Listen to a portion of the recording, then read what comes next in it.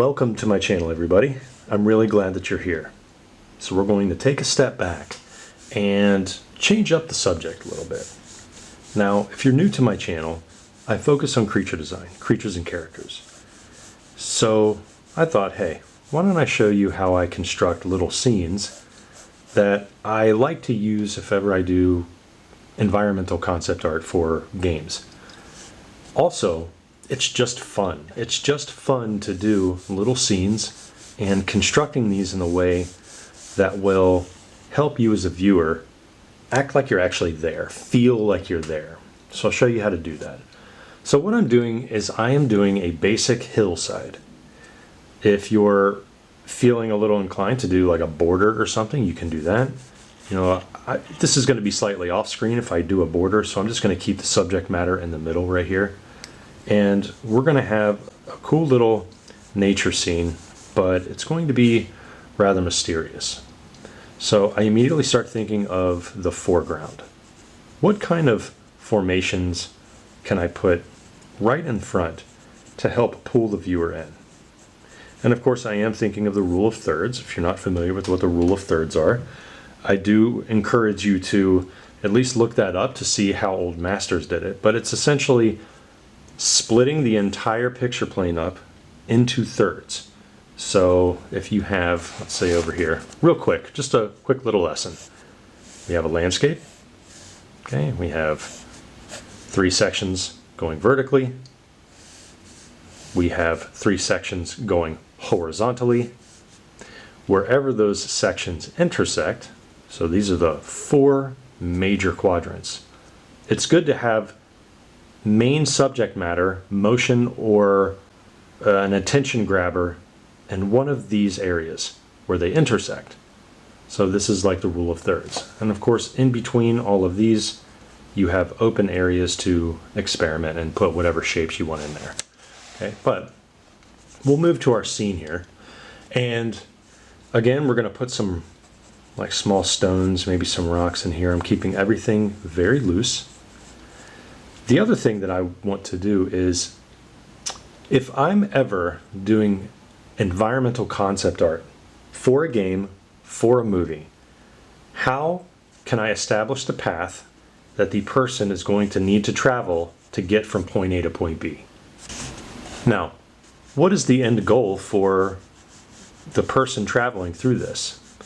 So you want to have some kind of structure or some kind of end result that's going to show up over here. So let's just keep things simple. If you're sketching along with me, try to make it seem like your character has to pass through whatever you're about to draw. There is no way around it. Is it treacherous? Is it life-threatening? Are there creatures in here? And you know, this environment is not going to be complete without at least one creature, right? I have to do that.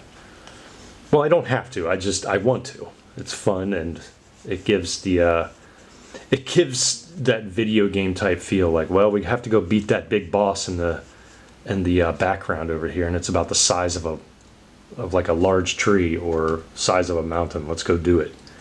But anyway, I have some rocks over here, some formations, and here's a slight little path. I'll notice how light I'm keeping everything. It's because I'm still thinking and I'm still experimenting as I draw this environment out. So I will say that I believe the person should be standing right about here. This is just my thought. I'm just going to put a small body right here. Okay, and then as I do that, notice how I did the little head first, and then I'm putting the shoulders in. And I'm doing it slowly. I'm putting in like a sword scabbard in the back, maybe a large backpack. A lot of times I notice that when folks start painting environments, the actual structures of nature looks good, but the people look super stiff. You want to make sure that you put some energy and some motion, even on the tiny little people that you put in there. So what I did was I made sure that this leg is being positioned forward and this one is in the back, as if this character really is walking forward. trying to find his step and finding out where he's going. Doesn't have to be perfect. We don't even know what kind of armor he has or anything, but we do know that he's walking, or she, doesn't matter. So once we have that, maybe there's some tiny little silhouette shapes that we can put on here to maybe show some shoulder armor. Maybe the arm is coming out a little bit. Who knows? I'm very intrigued already to find out what this guy's all about. Okay, so once we have that, I'm actually going to start shading a little bit. I'm just going to put in a light coating, and I'm going to run across the page. Now, once I do this, I want to make sure that the pencil strokes are close together. I'm going across the entire landscape. Remember, everybody, you do not need to compartmentalize an environment sketch. Let everything be loose. This is an environment. We're not doing individual little pieces and then placing them together to form an environment. No. This character that's walking through here is living and breathing and walking in a 3D world. And I'm not going to get any darker than that. Of course, I'll go back and make it smooth at some point. But what we want to do is we want to play off of light, medium, and dark lines. So notice how the very light lines that I'm putting in are barely showing through the shading that I just put down. That's okay. These are my thinking lines. So if you're drawing along with me right now, what are your thinking lines and where are you placing them? Are you putting some boulders in here, maybe some hints at bushes?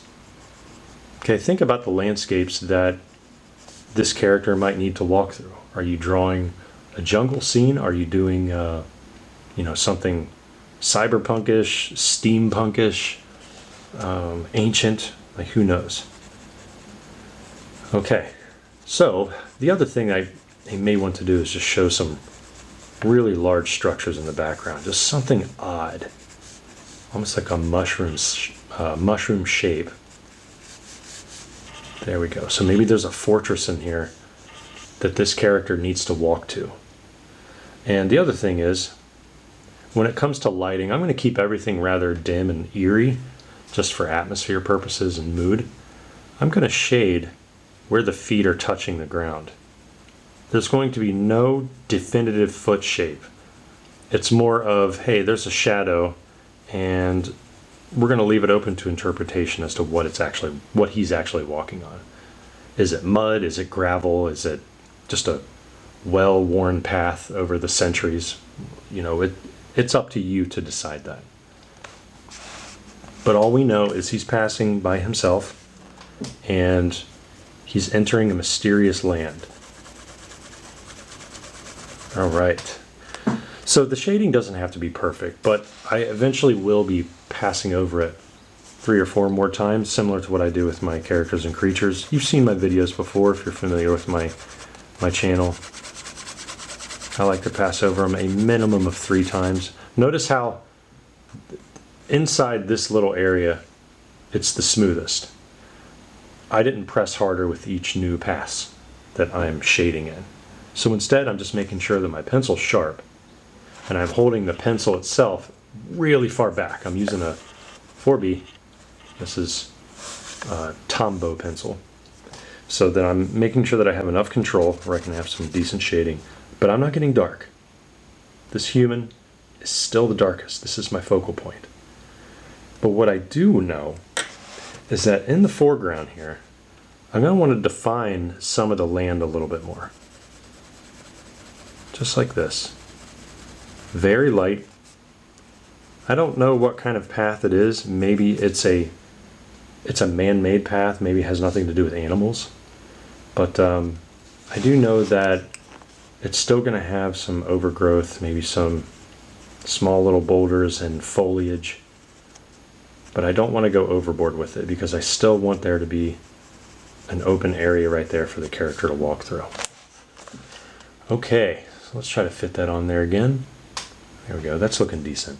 Try to keep this sketchbook flat too. All right, let's see what else we can do here. Let's move the shading up the page a little bit. Notice how I'm keeping all the strokes close together. See how I'm going outside of the lines and the shading is just flowing freely off the page.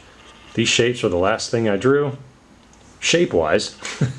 Now I'm just shading past it, so I'm just gonna go with this odd angle and walk up that, I guess, hillside way out there, that little mountaintop, and then we'll call it. Okay, now we can start to see some atmosphere building up. This is what we want. Look at your drawing right now and ask yourself, hey, is there some atmosphere? And if you find yourself obsessing too much about each line, just start putting stuff in. See how I'm just scribbling this hillside right there? Just do that. Just loosely put it in. Don't care about any of the outcomes. There we go. We do not want to get too heavy in shading in the back though. It's going to stop right around here. As a matter of fact, we can still add in some more. I may have to turn my sketchbook just a little bit so that we can get some in here. So if it looks like he's going downhill, it's just because I turned my sketchbook a little bit. But I'm still going to keep the details right around this character. This is where the fun starts. I mean, all of it is fun. But once we start to get that in there, we can start to see little plants emerge. And maybe driftwood, maybe this land floods, or maybe there are some small trees that we need to add in there. Slowly but surely, you can start to see all the foliage and all of the nature really coming together. There we go. Comment below and tell me if you're an environment artist, but you're struggling to come up with little scenes. Try this method out. When I say this method, I mean just draw traditionally. Don't worry about all the fancy brushes that you can get in Photoshop and all that goofiness. Okay, I love Photoshop. I love the brushes, but I think people rely way too much on specific pencils or brushes to achieve the markings. And it's not the brush or the pencil, it's your hand. So just make sure that you practice traditionally so that you can form that emotional bond with the act of drawing. There we go. Really feel the paper underneath. Now it's getting a little smoother. I do know that the midground right here, we're going to start to see maybe some trees. So I'm just going to put in some tree trunks first. I don't know what type of tree it is. Maybe something rather puffy. But I'm going to shake my hand. Not violently, but just make sure that the hand is at least shaky a little bit so I can have some indications of leaves. Whenever you do trees, make it chaotic. Trees do not grow perfectly. Trunks are twisted. Tree tops are not always perfectly round. Even though we like order as people, as human beings, when we draw, we love order. We like making things symmetrical so that we can better understand it when they're not even supposed to be symmetrical. There we go. Okay. This is when depth really comes into play because the background, we don't need to worry about it as much anymore. All we need to do is highlight what kind of path that this character needs to take. This kind of looks like water and I don't want to do that, so I'm going to put some stones right there to make it seem like, oh, this is actually coming out of dirt. And maybe, well, it still kind of looks like water, doesn't it? Maybe it is water, like, I don't know. Let's just keep it fun. Keep it spontaneous. I do know that the values between the path and the embankment right here, they need to be a little darker. There we go. Okay. So maybe some high grass right there, that can definitely work. And since he's traveling, maybe we can pretend that he's trying to find his long lost brother or something. Or maybe his land got ravaged by a giant creature and he needs to leave. Who knows? Who knows what's going on in his head? See these tree trunks that I'm putting here? Just an indication of maybe a patch of trees from a forest that's going to be in the background. I think that'd be a lot of fun. Or maybe he's about to travel and enter a really dark, creepy forest. Wouldn't that be awesome? Let's just start doing that. So see how I'm playing up on depth right here? Wouldn't that be cool if I just drew a creature right back there? Ooh, maybe I should. I think it'd be a lot of fun. I'm going to put one more pass at a 45-degree angle going there, so there could be some like mist in the background. Maybe there's an opening where this path goes into. Okay, so remember what I said? We have to give the character purpose. I think this is going to be the purpose. We need to find a reason why he is traveling. And the only way is this path right here. So let's make this dark, kind of foreboding opening right there. Maybe it's like a tunnel, but maybe there's twisted trees around it. See how I'm slowly putting in trees, and we can't really tell if that opening was a rock. There we go. Maybe some twisted, ooh, man. It's getting freaky. It's getting freaky, folks. So this set of trees right here is going to have to be a little darker. This is what's going to establish the depth. So see how the opening is right there in the background, but the tree is right there, and they're a little too similar. So I'm going to push a little harder right in front of the opening so I can start to round off that tree and make it look like the opening in the background is farther away due to atmospheric perspective. There we go, right like that. I also have to be very careful that I don't get too dark on that tree, because guess what? Our little character here is in the foreground, and we don't want that to match that. Otherwise there would be no depth. So let's make our dude a little darker at the head, and I'm going to fade it off as I get towards the ground.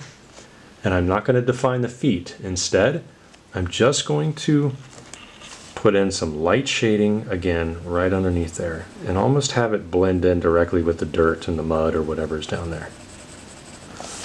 There we go. So much fun, everyone. Okay, once we have that, there's a lot of things that we can do inside here. Maybe there's a weird little line here at the embankment. Maybe there's like another little path of water that comes out. Definitely down here in the foreground, we can do some cool things with the ground. We still don't know where that path came from. Maybe the path whips around like this. Maybe he just stayed on the embankment the whole time. Maybe there really isn't a path. How cool would that be? Maybe there's no path at all. He's just kind of following nature in uncharted territory. Nobody has walked here before, but all of a sudden he sees a mysterious opening. Like, is this ancient? Did somebody actually live down there? We go. See how I'm building up the values? Look at your drawings right now and see if your values are being built up. I kind of switch back and forth whenever I do this. So if I have something that I like, that I outlined, I'll put in a little bit of shading, because I'm pretty confident with that area. I do that with creature design too.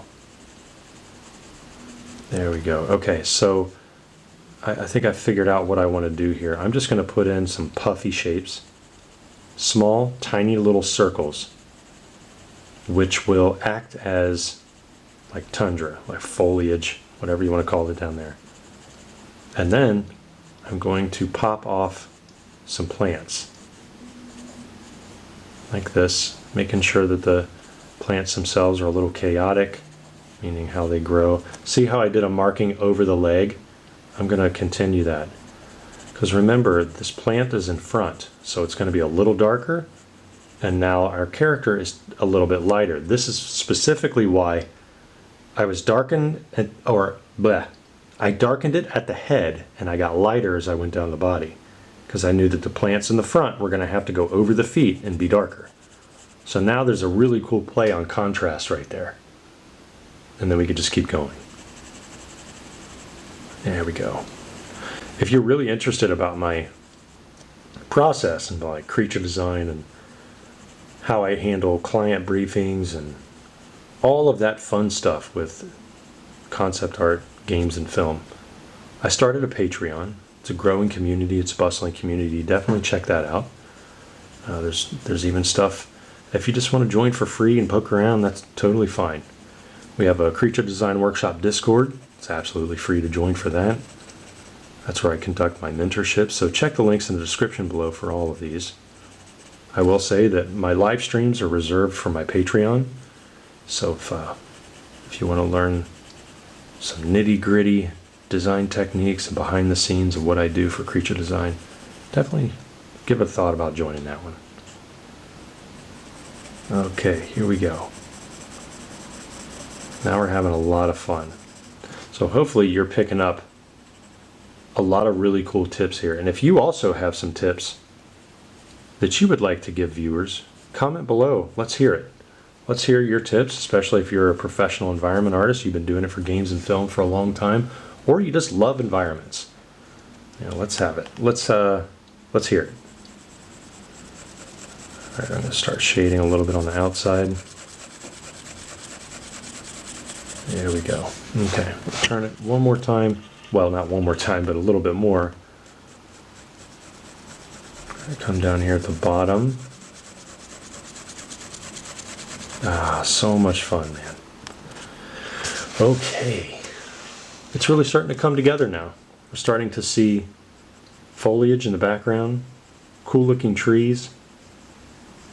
I'm just going to put in some small puffy shapes, and this is going to act like leaves that you can faintly see in the background.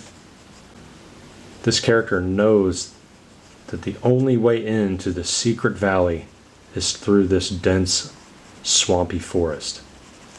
And there's a foreboding sense of dread coming up. Oh, I'm going to have to put a tree trunk right here. So the cool thing about doing this is this can actually be a dead tree. But notice how dark the limbs are, the tree. Okay, that's because the darkness of this tree is significant. It's dead.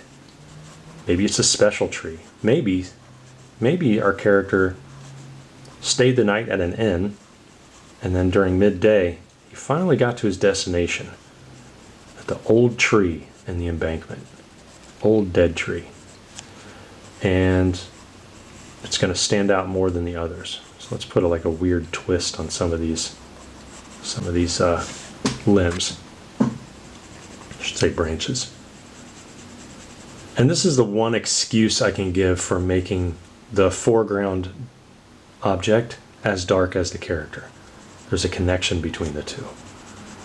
So now I'm establishing a clear path that the character has to take in order to get to where he needs to go. And he has to go past that tree. And you know it'd be even cooler is if some of those dead tree limbs kind of went into the water. I'm going to have to get a little darker over everything, and it's going to touch the water. There we go.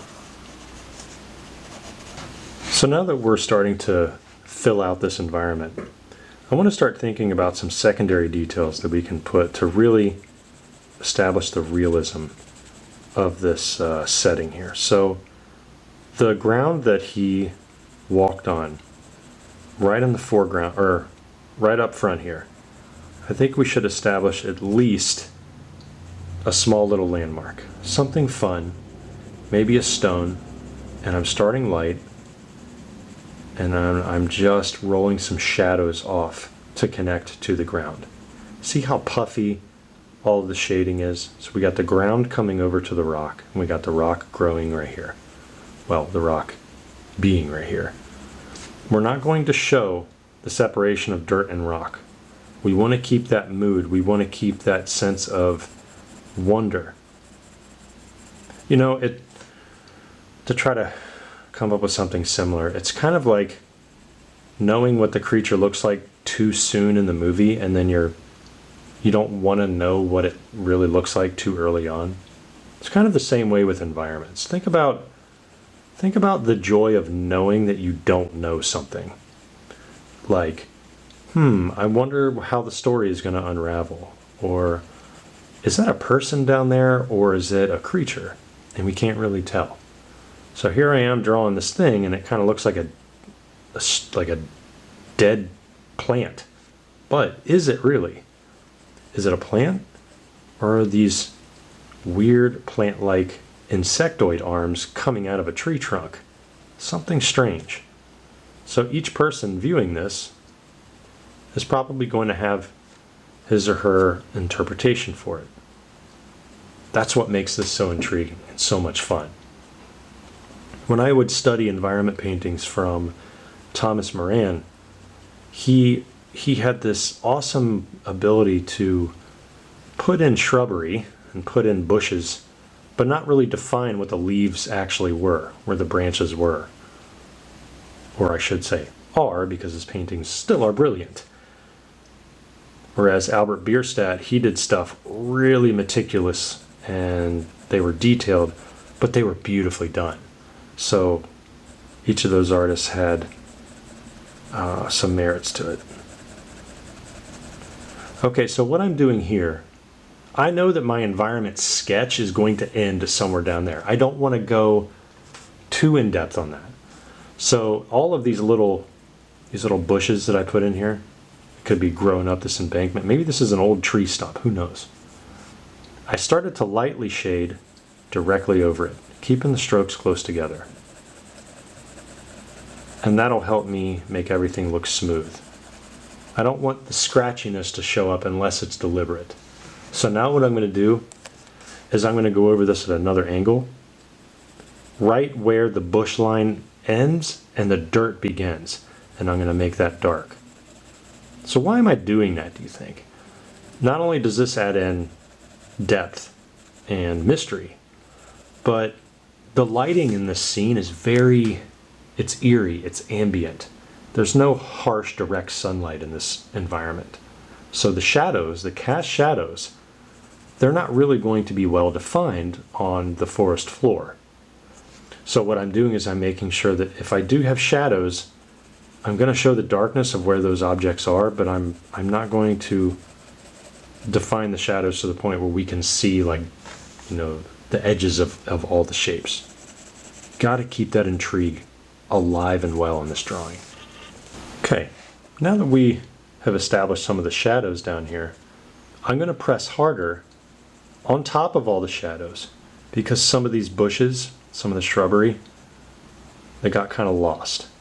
So what I want to do is I want to make sure that I'm showing tiny little, like, specks of branches, maybe tufts of grass or some kind of foliage growing off of here, but not being definitive about it. I want to make the viewer guess about what's there. I want to keep that intrigue alive. And it's also, it's in the middle of the forest, so there's going to be a lot of weird things growing off of the forest floor, right? And this is a made-up land, so we don't necessarily know what type of dimension this is. It could be very deadly. These plants could be alive like creatures. I think that'd be kind of cool too.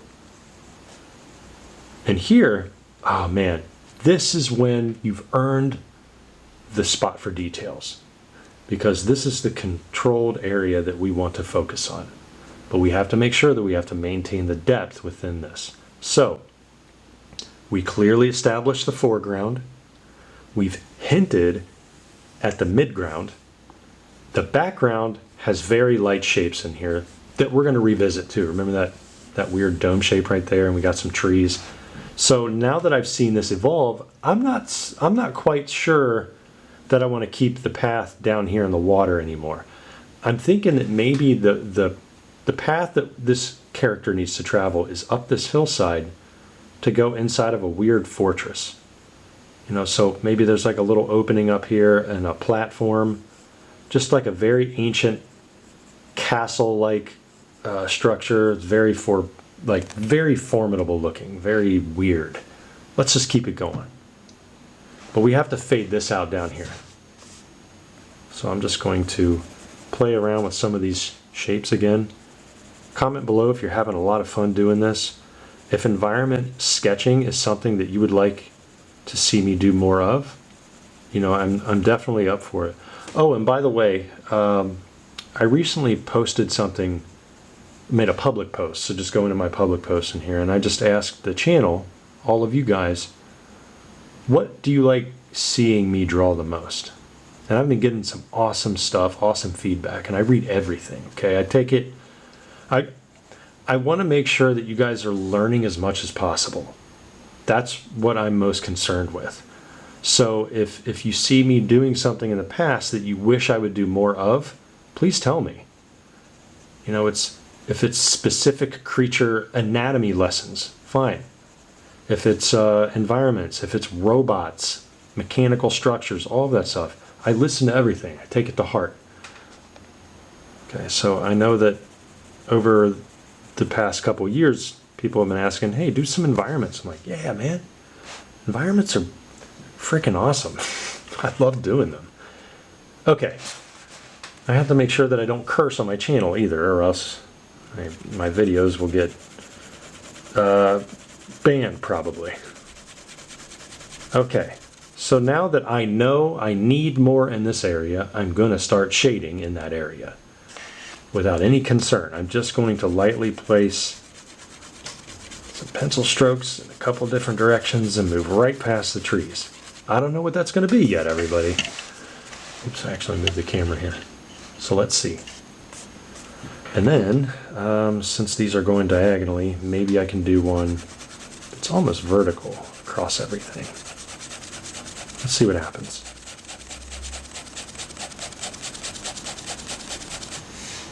Okay, I can live with that. We'll try it one more time.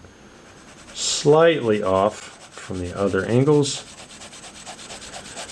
And there we go. Okay. So at least we have some of those shapes up there. Now the other fun part is that you can add in some mist and everything, but you know, like if you have edges of the trees right here, just go to the edge of the tree and shade slightly darker, almost like a spray of water mist going across everything.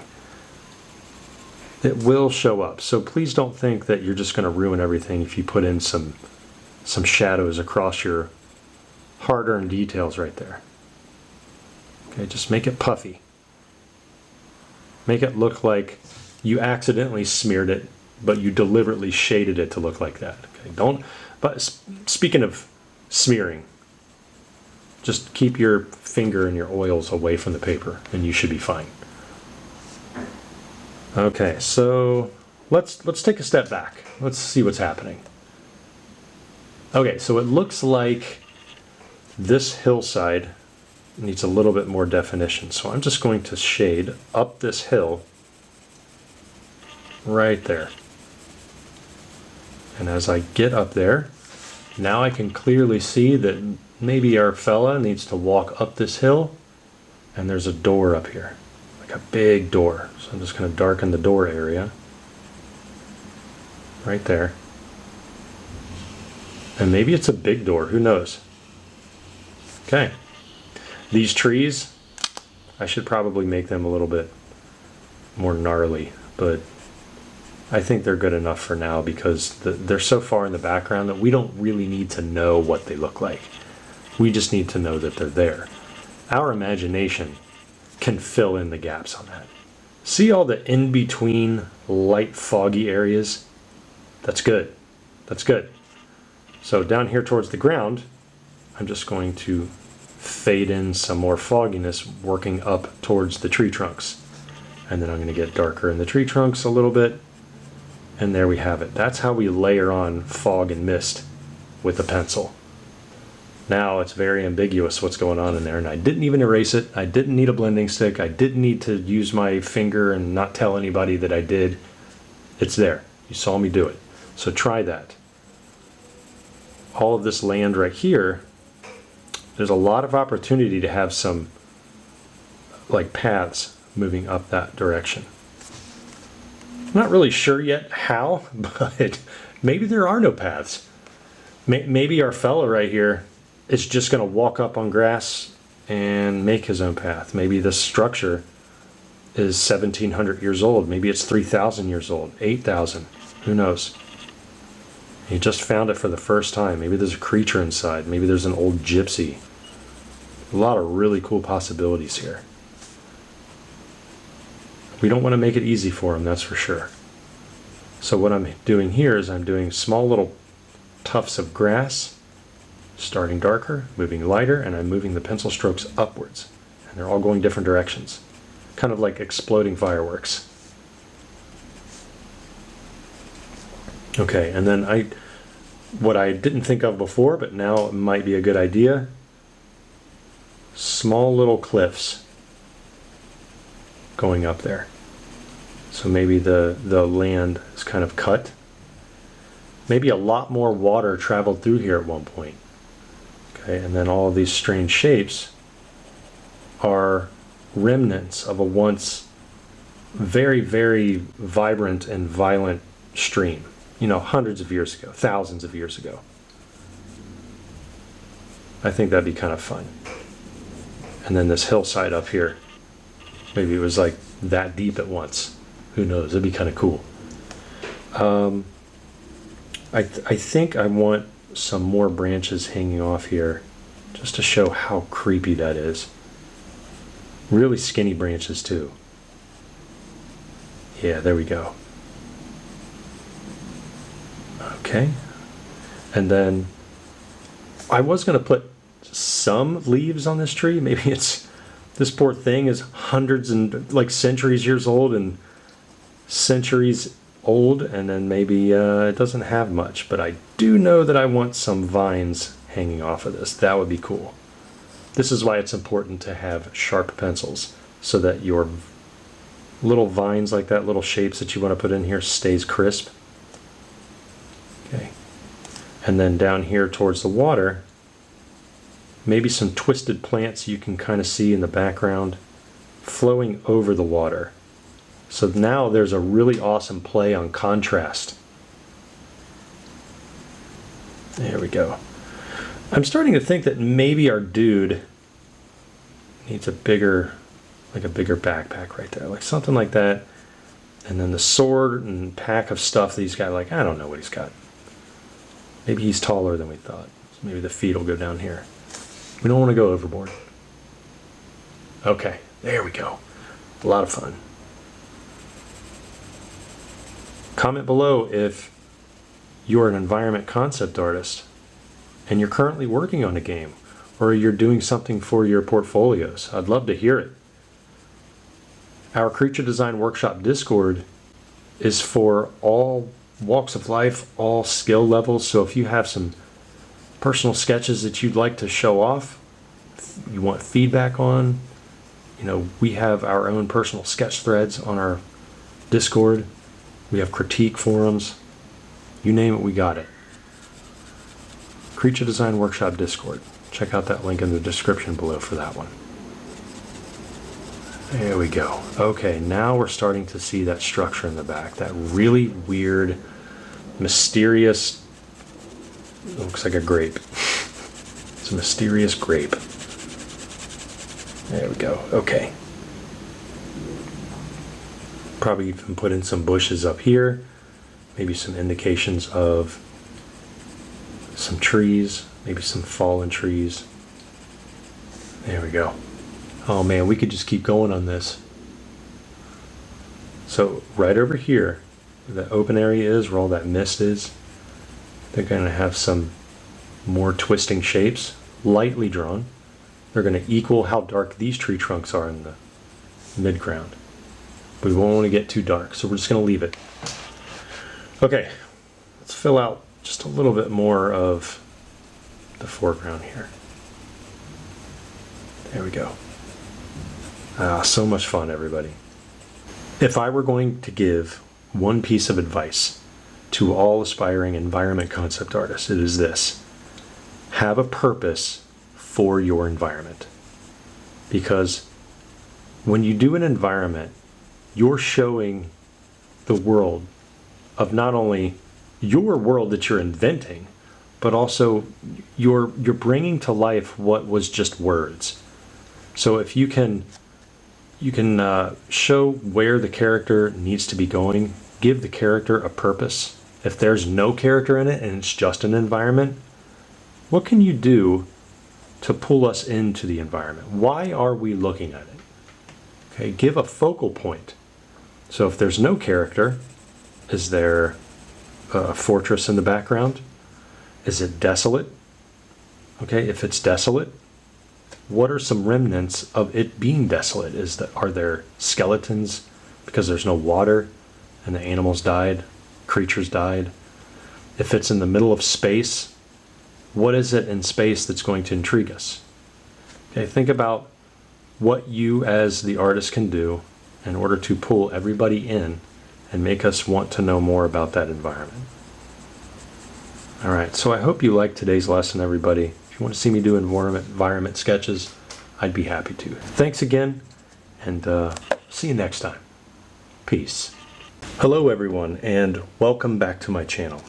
So what you're looking at right here was the sketch that I did in my previous video where I explained how to set up a fun little scene and just let your mind go and draw a character inside of an environment, layer it with shading, put some atmosphere in there, and then I also explained the rule of thirds and how you can effectively place that into a scene like this. But I thought, you know what? Why don't we extrapolate on this? And then we're going to draw a new scene. So let me just flip my sketchbook if I can get a clean sheet right here. So what we'll do is we will add a creature into it. So we're going to put not the sketch that I did, but a different one. All right, so I already explained the methods on foreground, middle ground, and background, but I think for this one, I'm going to up the ante a little bit and maybe show a perspective that I had not done in that one. So it's going to be more of a straight on kind of eye level approach, but we're going to make it to where the creature that's going to be in here is about to battle our hooded friend. Now, the hooded friend that I have been drawing for like a decade now, I mean, who doesn't draw hooded people and dogs and, you know, like the obligatory dude with the stick on almost all environmental paintings? I thought it would be kind of cool to do that just for fun, and we're going to place a creature in here with it and maybe a little dog too. All right, so let me go over the materials that we're using real quick. This is a Tombow 4B, and then I'm drawing on moleskin paper. So I want to give a disclaimer though, it does not matter really what pencil or paper you use. The only thing that I do suggest is that if you are going into shading it and making sure that things look smooth, I would advise you to get smoother paper. If you have rough toothed paper, like rough paper where you try to shade and it still looks gritty, it's probably not a good paper for that, because the graphite cannot fit inside each individual groove to really have a smooth shading. Okay, so right away it looks like I'm drawing like a canyon, and I'm cool with that. Now this isn't going to be a super large or super wide environment, just for the sake of, you know, the edge of the camera is right here and right there. Bottom's typically right here. I like to mark it off, so I think I'm gonna have to do that so I know not to go out of bounds here. Let's see what happens. Also, I do encourage you to stick around because I'll be doing some time lapse also, and I'm gonna be reading a little story for our little character right here. So I think that's gonna be fun.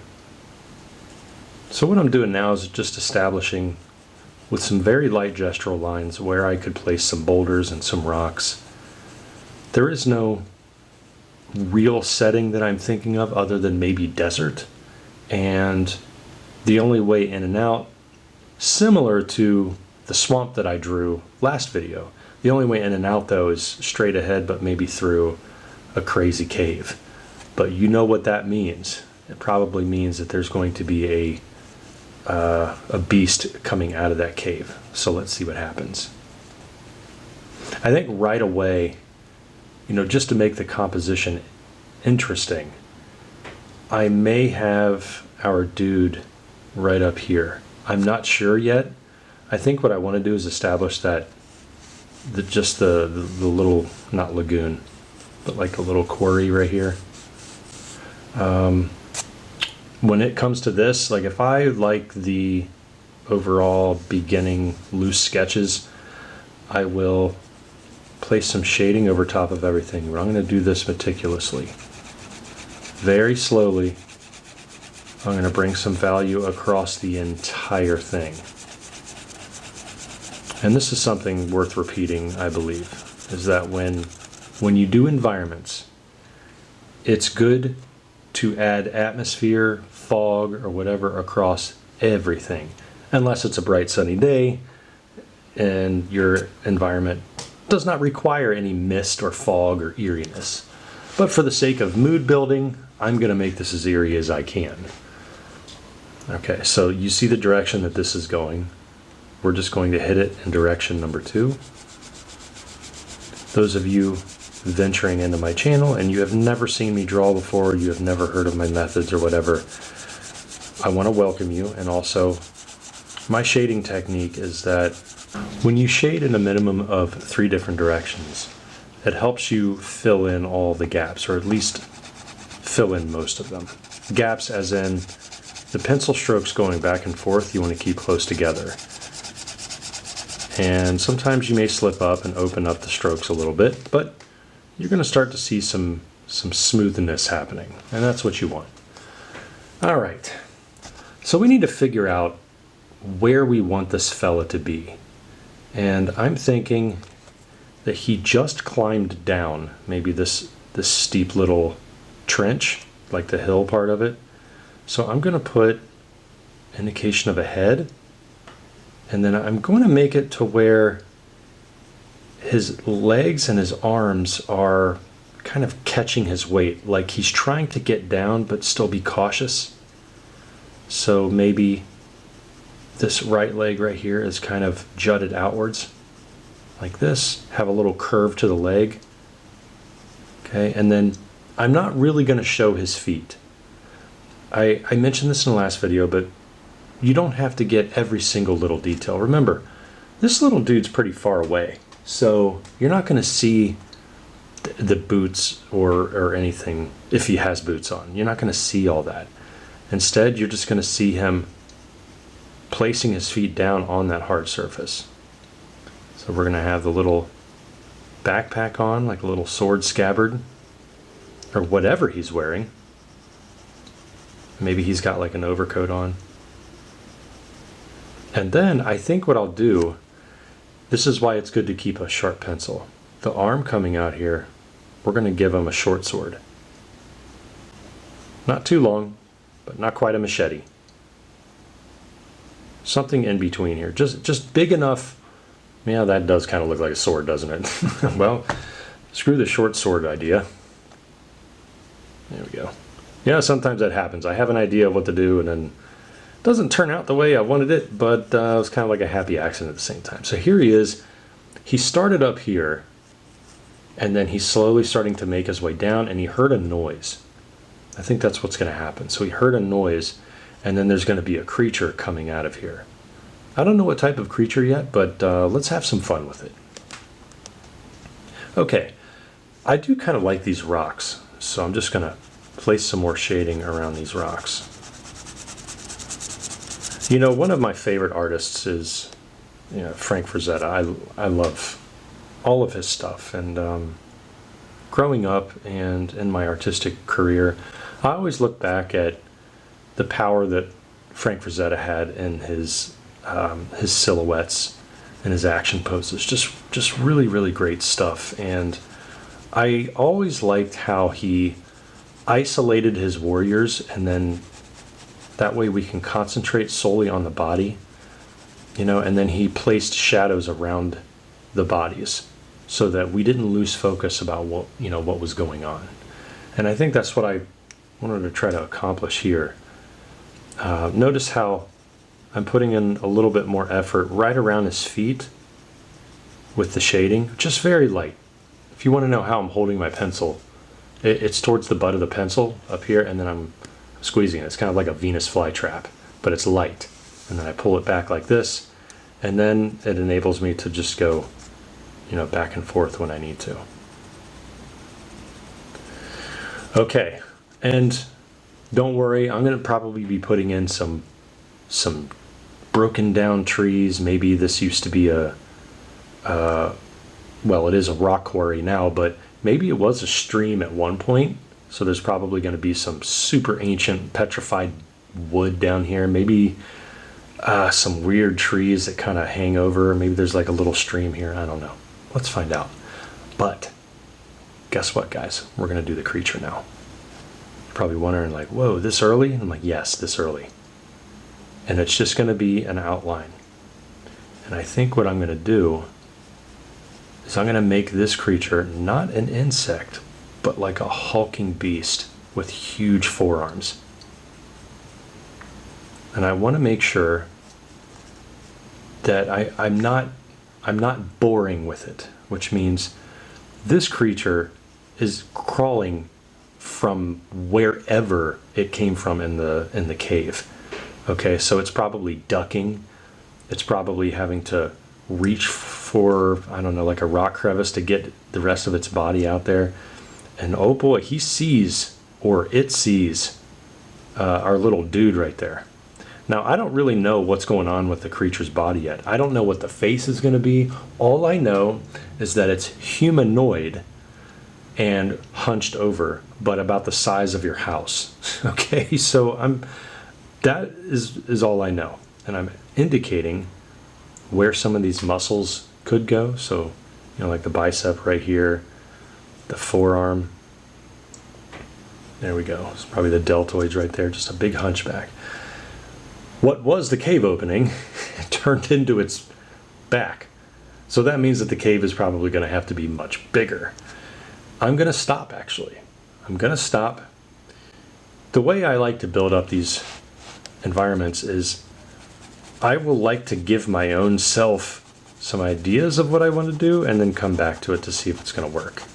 I don't want to overcommit, because if I overcommit to that creature, then what's done is done. And if I don't like it, then there's going to be a not so great creature in the sketch, and I might like everything else. So I want to make sure that I keep my mind fresh and I keep the idea fresh too. There we go. Our friend is very scared.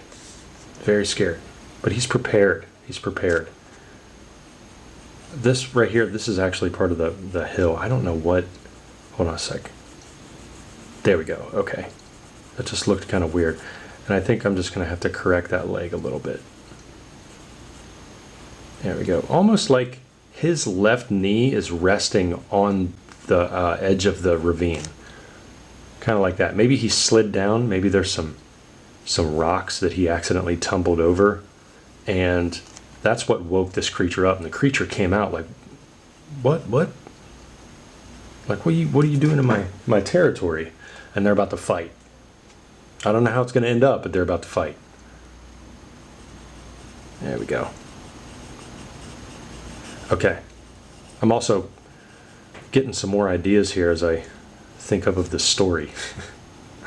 After I draw this and we go to time lapse, I'm going to have to narrate this, and I'm giving myself ideas, and I hope I don't forget. All right. So let's come across here. I really like this pass that I'm doing right now because it felt comfortable doing that, and I was able to fill in some gaps here. I got a really nice difference of texture, and that's ultimately what you want to find whenever you do these little back and forth shadings. Okay, so you see what I'm doing here. This arm is showing up through that mist. There's going to be mist down there. But what I'm doing is I'm making sure that this creature's skin, like the value of the body, is darker. We don't know what that hand looks like down there. And rightfully so, it doesn't matter. It does not matter. He's probably interrupting the dirt down there, the soil. Maybe there's water. Maybe there's, ooh, you know what? Hold on, I just had an idea. What if there's like a waterfall right here? That'd be kind of neat, wouldn't it? Maybe like a waterfall. I think I'm getting this idea because I just watched Predator a couple nights ago for the 468th time, in my life. And I love that scene. It's great cinematography. I love that scene where Dutch, falls down the ravine and off the cliff and into the water, and he's swimming towards the embankment.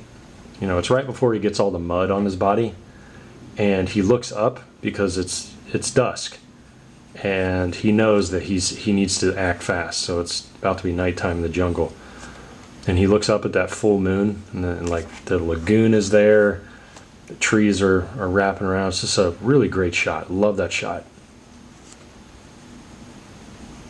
and that might come into fruition when I'm doing this story here. I didn't want the waterfall to overlap the sword. There would be like a pinching point. There may actually be a pinching point right now, and I don't even see it yet, and I don't want there to be. So I need to be careful about that.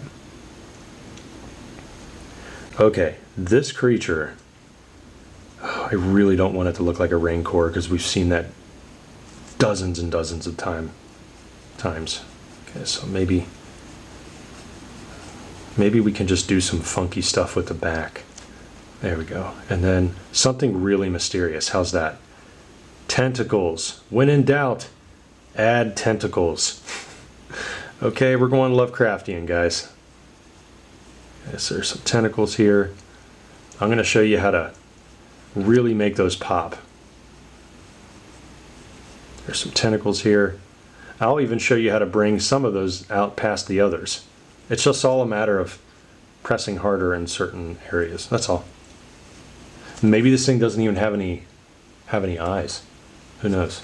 But what I'm going to do now is I'm just going to press a little harder on that head. Not worrying about any details right there, because there's no point. It's so far away. Well, it's like 100 yards away from him, but we can't see it. There we go. It's kind of like, the new Predator coming out, Predator Badlands. And he's fighting that absolutely massive apex predator on the planet, and you see it. You can't really see a lot of details, but there's a lot of mist there. That's kind of like the effect that I'm trying to give here.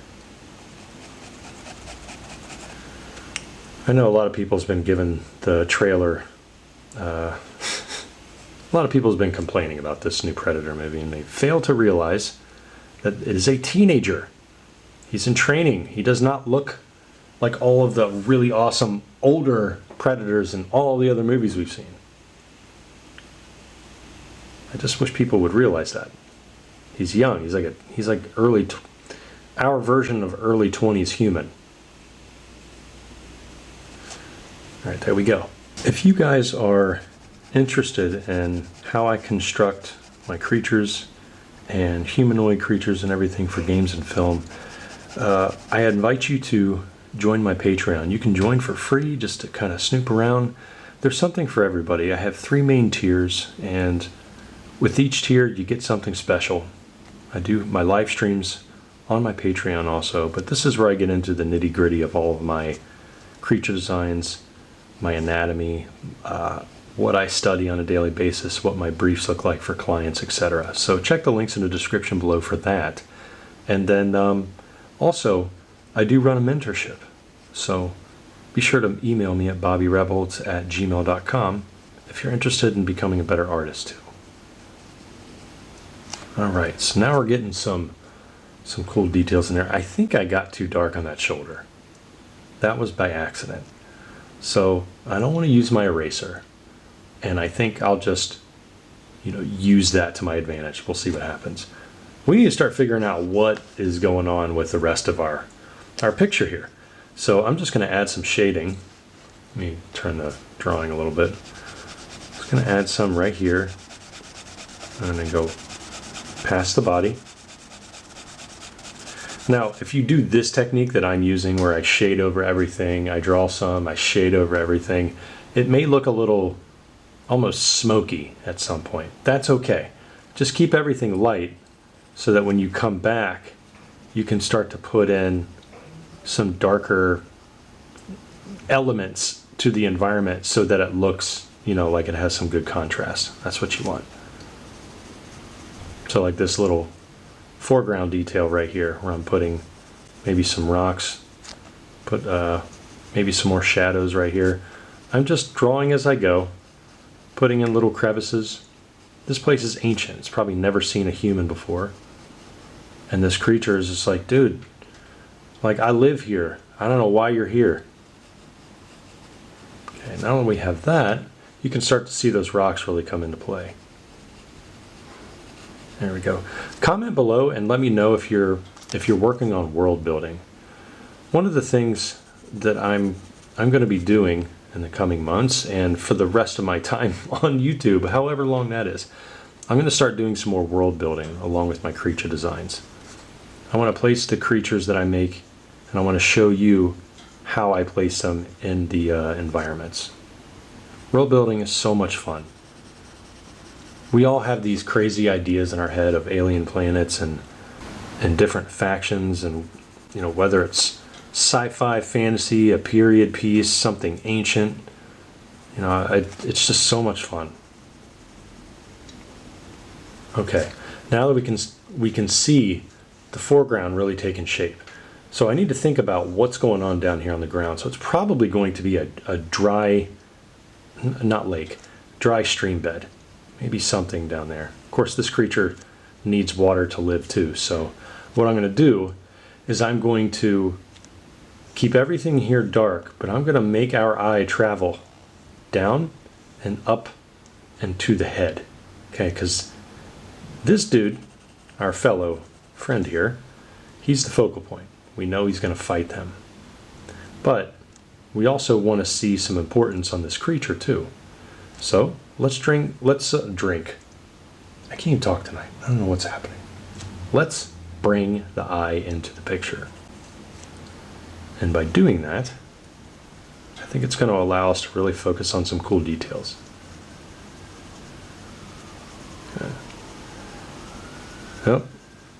The night is not complete without hearing sirens in the background. I may have to stop the camera. Okay, now we're going to bring in some of these darker tones in the middle ground, and then I'm just going to work it around the foot, or I guess the hand of that creature. Now, even what I'm shading in right here, it's still a good 30, 40, maybe 50 feet in front of the beast. So it's going to be darker than what we see in the background. This is why it's really important to start light, everybody. Start light and really work up those values. So I'm just going to put some maybe big rocky structures that are kind of poking up here, but they're going to be slightly, ever so slightly darker than the arm of the creature so that we can differentiate the two. Now, I don't want to make a mistake and go to this creature arm and shade that as dark as that rock poking up, because then I just screwed up the depth, and I don't want to do that. So I'm just going to leave the arm there for the most part and maybe just blend the edge of it out just a little bit more, because there's a core shadow that could be showing up in there. Okay, maybe some bounce light through the lagoon is coming down, and it's kind of coming underneath the arm, bouncing up and onto the forearm, so that part's a little lighter. All right, but this is so much fun, so let's just keep going and let's see what happens. So the creature, since it's coming out of the cave, I don't want its left arm to do the exact same thing as the right. Remember, we don't want to be stiff with our creatures. Instead, maybe it's lifting or trying to push its way out of that thing. So I'm thinking maybe the left arm is bent upwards like this, and you can see it pushing down on some kind of hidden rock. We still don't know what this creature's hands look like, and that's okay. Who cares? All we care about is that there is an ominous threat, and it is this creature. And you know, what more fun is there than watching a creature movie or reading about it and you don't get all the juicy details yet, right? Like we were talking about Predator earlier. The very first Predator, we didn't even see what it looked like until almost the very end. And that's what you want. Okay, there we go. We can't even tell where the eyeballs are on this thing other than maybe some slight shadow right there. Now, let's get a better outline of this, like the deltoid region. Okay, now what I'm going to do is I'm going to put some shadow right on that forearm, and I'm going to work my way down the rest of the arm. Gently, very gently, I'm going to put that in. You see the shading that I'm bringing across the body right now? I'm going to flow it right into the mist. Right like that.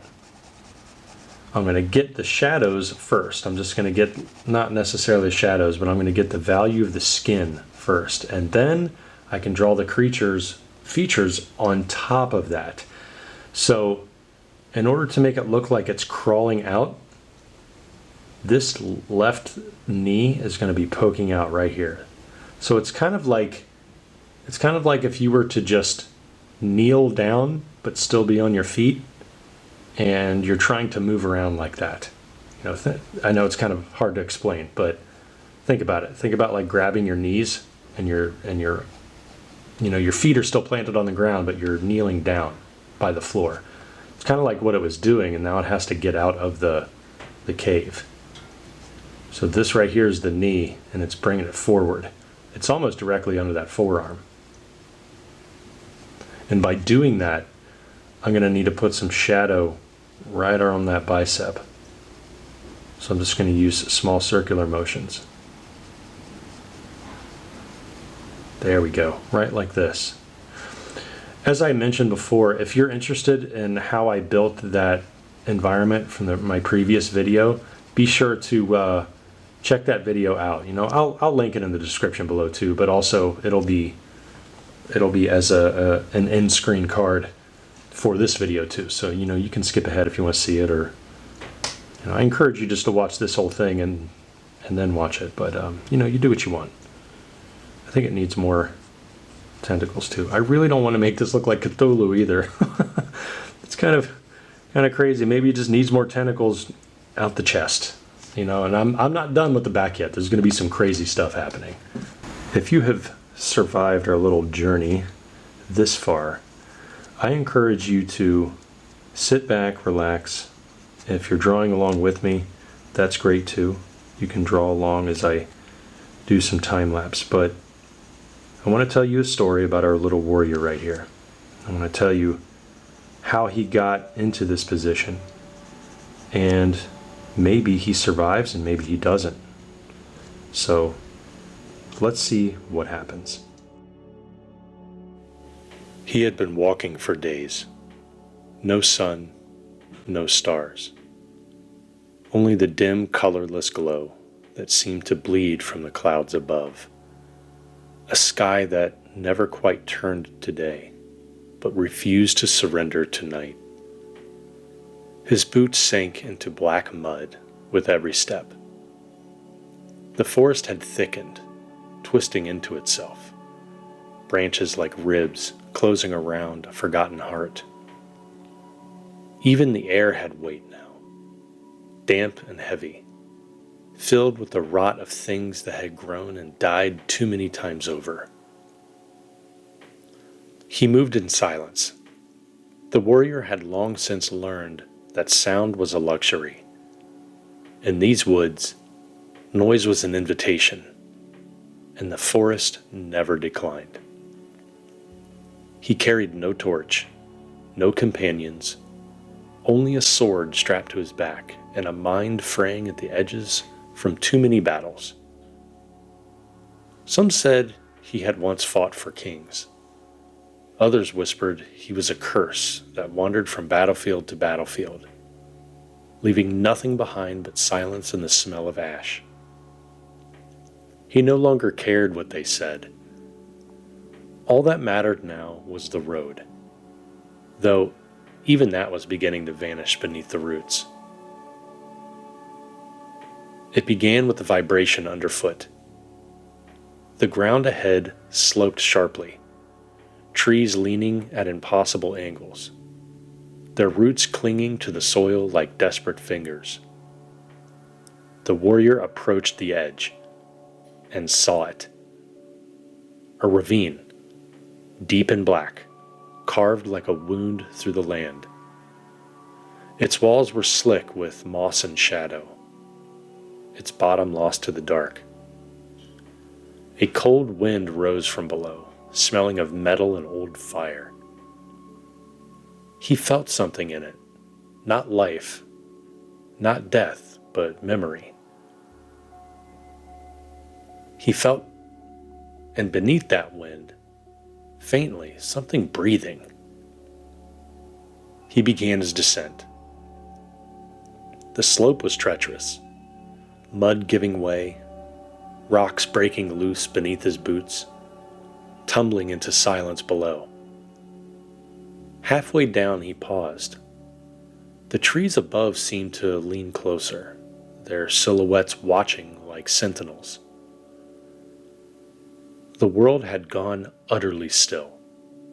No wind, no insects, not even the distant call of a crow. Only the slow, rhythmic pull of breath from the darkness. It wasn't the earth. It wasn't the wind. It was something alive. At the base of the ravine, the ground flattened into what had once been a riverbed, dry now, cracked and white. The warrior knelt, running his glove hand through the dust. It was ash, not soil. He followed the stream bed deeper until the rock opened into a massive hollow, a cavern yawning wide enough to swallow a fortress. The entrance pulsed with heat, faint but constant, as though the mountain itself was exhaling. On the walls, burn marks, black and jagged, claw scars so deep they split the stone. Something had lived here, or perhaps it still did. He took one step closer, and from within that abyss, a sound answered. Not a growl, not quite a roar, but the sound of something vast remembering how to speak. A shape began to move in the dark. Massive, distorted, limbs too long, too wrong. It crawled into the faint light, its skin like obsidian oil, its body rippling with faces that faded in and out of existence. Eyes opened across its form, dozens of tentacles from its mouth. When it spoke, the words came not from its mouth, but from the air around him. "You've come far, little flame. Too far."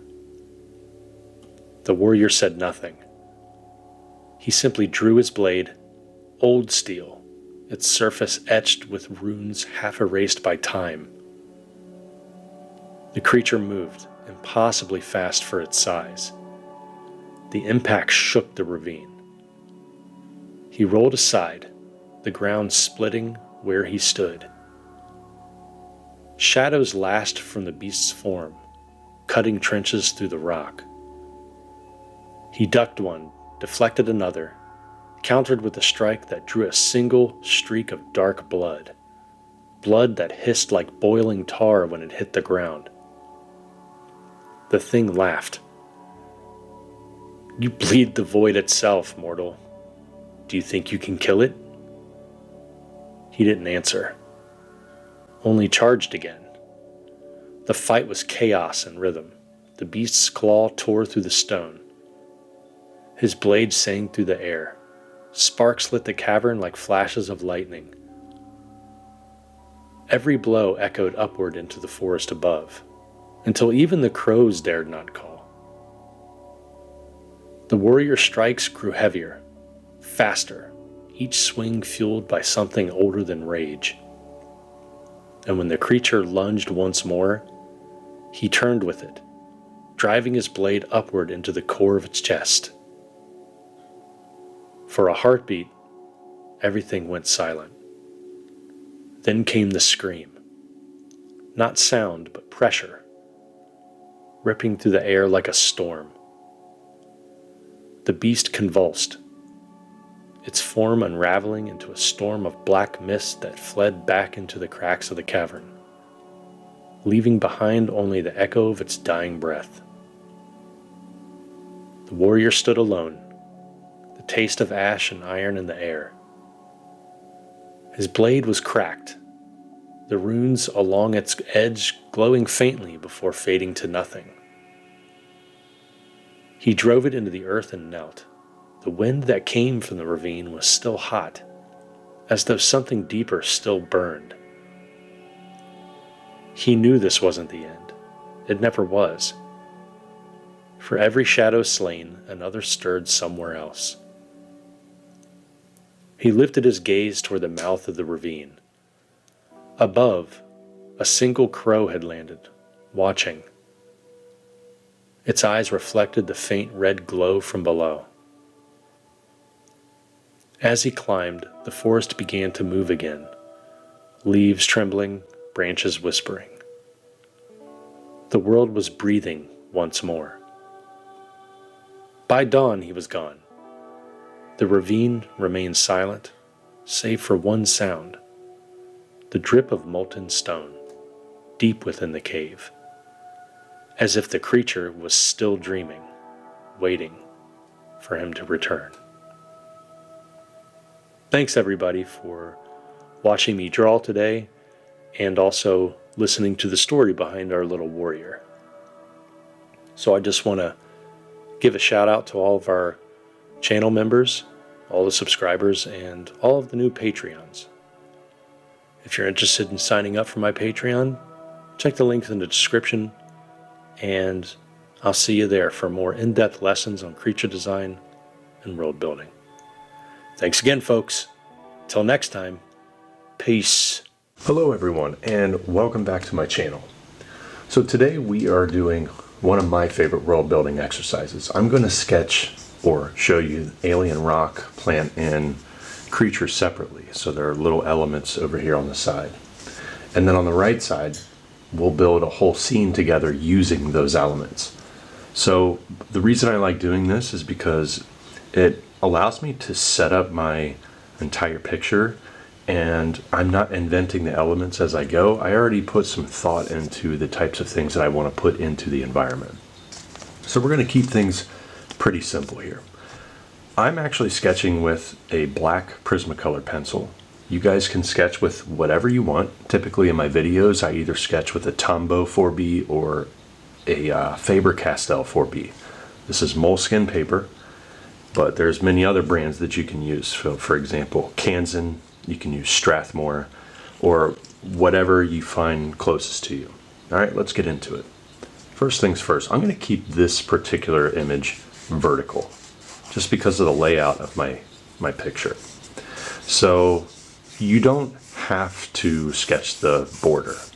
I like doing this because I've always been fond of that storyboard look, and also, even though it's good to sketch without barriers, sometimes when you do environments and things of this nature, it's good to have a barrier just because it gives you like a peace of mind, like knowing where to stop, and also it kind of feels like you're really doing a storyboard. You know, you have your elements over here, and then you have your picture plane over here.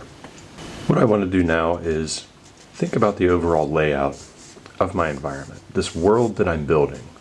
I already have the elements that I want to put in there. So let's start thinking about the large shapes first. Just sketch them in lightly. These shapes that I have for the ground here, and maybe this rock formation here, I don't have to copy exactly what's over there, but I have the shape language that I would need. So I'm going to curl up these rocks similar to what I see right there, but it's not going to be exact. Everything is light.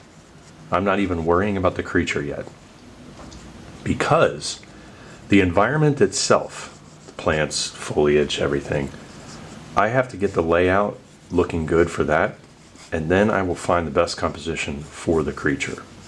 I think jumping in too soon and actually putting in a figure or a creature of that matter, then you have to build the environment around that creature versus building the believable environment first. So just think about the subject matter and what we want to put in here. And there's all kinds of things that we can do for really cool formations. Maybe this is a desert planet and this creature doesn't really need to be near water. You know, it's kind of like one of the desert lizards on Earth or one of the desert critters that we have. All right, so that's kind of neat. The rule of thirds, it's already coming into play now. If I were to break this up, you know, you got your vertical here, horizontal here, horizontal here. The intersection points, something important's happening over here and here, so it's like a big rock formation. So this rock formation is probably going to be the selling point in the composition. And then over here we'll have our secondary selling points. Maybe farther off in the distance we have a continuation of the rocks. And then way in the back here, I don't know, maybe there are some desert trees or canopy or some kind of weird structure up there. I'm just kind of letting my pencil flow to see what's going to happen. But I don't want the image to be too cluttered. Instead, I just want to make sure that things are looking decent to where I don't need to worry about design later on. Okay, there we go. Now you can see I'm getting a little bit darker with certain parts. That's because those dark parts happen on places that I'm confident about, places I know I'm not going to want to change. Now a lot of times, you know, we as artists, we're perfectionists. So what we put down, we want to believe that it's the perfect thing, the perfect detail, the perfect composition, and we're always going to want to change it. And the truth is, if we always think like that, we're never going to be happy with our art. And of course, it's easier said than done, right? We, as artists, always want to be happy with our art because we tend to wear our emotions on our sleeves, and we have to take a step back and look at the big picture here. We're explorers. It's just with a pencil. So anything that I'm putting down now doesn't have to be the final, but it's just it's like a gradual build up to what the final can be later on. All right, see how this rock itself is taking shape? Now I'm going to look over here at some elements that I drew. It seems that it's kind of an alien rock formation. I didn't really follow it the way I should have. So I think I'm just going to put some wavy shapes in here. Just lightly put them in. And then it looks like there's some dirt and boulder buildup around those. So I'm going to make sure that I'm going to put some smaller rocks, maybe some mid-sized rocks around it. So that way it kind of satisfies what I had originally drawn. So I got the wavy sand in the ground going on there. This one, I'm not worried about this one. It's secondary. This is going to get most of the detail, and then the secondary one I can still twist and turn these rocks over here. And I think that'll be satisfactory. But this one, I mean, do I have to put that in? Maybe. I don't know. I'll move it over here so you can see it. It's just kind of like a flat ground and then some very, very flat looking rocks that kind of poke up. Let's see what we can do here. Let's see if we can maybe put that in right there. I don't want to center this element right here because you don't want the composition to be boring. You want the eye to travel. Okay, so when I'm looking at this, I'm going, well, technically I could put the creature right up here in the forefront, which I probably will do. And then my eye travels down here to the midground, the secondary rock formation. And then my eye will travel up to this very tall thing that I have no idea what it actually is yet. We'll find out. If you stick around, I can zoom in here and I'll show you some other elements of it. But I just want you to see the picture as a whole also. Notice how the border itself is staying light. I don't want to darken the outline too much of the border. That's not the important part. It's just giving me a peace of mind. Okay, see how my pencil is just kind of laying down small little light lines and moving on to the next spot. I'm not overcommitting to any one spot. Now, a little trick, everybody. If you ever sketch a shape and start a new shape next to it, when that new shape starts, darken the line and then gradually lighten it up. So any new direction gets a dark to light treatment. So when I say dark to light, I mean thick to thin, dark to light. See the weight of that line and how it fades off? So any new direction, do that. And what it does is it helps add depth to your sketch if you just want it to look cool, but at the same time, it trains you. It always trains you, because that thick to thin, that dark to light movement, that's what drawing is. That's the essence of drawing. It's the essence of shading. It's releasing pressure, applying pressure, and having things look more and more realistic as it goes, just like that. Okay, so this is why you draw light, everybody. I noticed that this mid-ground rock structure is a little too similar to this, so I'm having like competing shapes. So I don't know if I want to do that yet. That's why it's committed, or that's why it's light. I'm not going to worry about it. But here we go. Where are we going to put in this creature? How big is the creature? That I don't know. So I'm still not convinced that I need to put that in there. Maybe it's tiny. Maybe it's tiny. I'm kind of worried about putting that in there, because I need to figure out, like, okay, if I put it in behind the rock, maybe it's hiding. I could put it out in the open right here, because technically it still wouldn't be a boring composition unless I put something dead center. Could I put the sun there? Could I put the moon, double suns? Like, I don't know. Let's figure it out. So the creature's like an arachnid. I'm thinking I don't want any pinch points either, because I got the edge of the cliff right here. There's the ground in the back. So let's, oh boy. See, once it's down, it's down. I have to commit to this. So I'm going to put that crest right there, and maybe the head is going up because it sniffs something in the air. All right. So once I get that in, I do like the position that it's in too. So look at the creature for a second. This little critter is going to be probably exploring its own environment too, even though it's probably lived here all its life. Now the angle that the creature is in, so kind of like a front three-quarter view, and it's looking over to our right, that's essentially what I want to portray here, but it's looking the opposite direction. So the spider-like legs will be coming out like this so it can grip the ground. Maybe it's exploring its environment. And I want to make sure that the legs that I'm putting in here are actually all in different directions. I want to add a lot of motion in here. So one of the things that I tell my students is, when drawing creatures, and characters for that matter, make sure that if there are different limbs, if there are different tentacles, spikes, or whatever, put a little chaos into it, and each one is going its own direction. What that does is it shows that the creature needs all four limbs to move, instead of all of the limbs going the exact same direction. You definitely don't want that. And then the second reason why we do it is that we want all of our creatures to feel like they're actually living and breathing in the environments that we put in. The last thing you want to do is draw an environment and making it look like the creature is just placed in there versus actually living in there. So look at the hillside right here. See how there's like a little bump, and then it flattens off, and then there's a bump again? This front limb is facing outward. It's gripping this hill. The land that's flat, that leg in the back, which is this one, it's actually planting its weight straight down.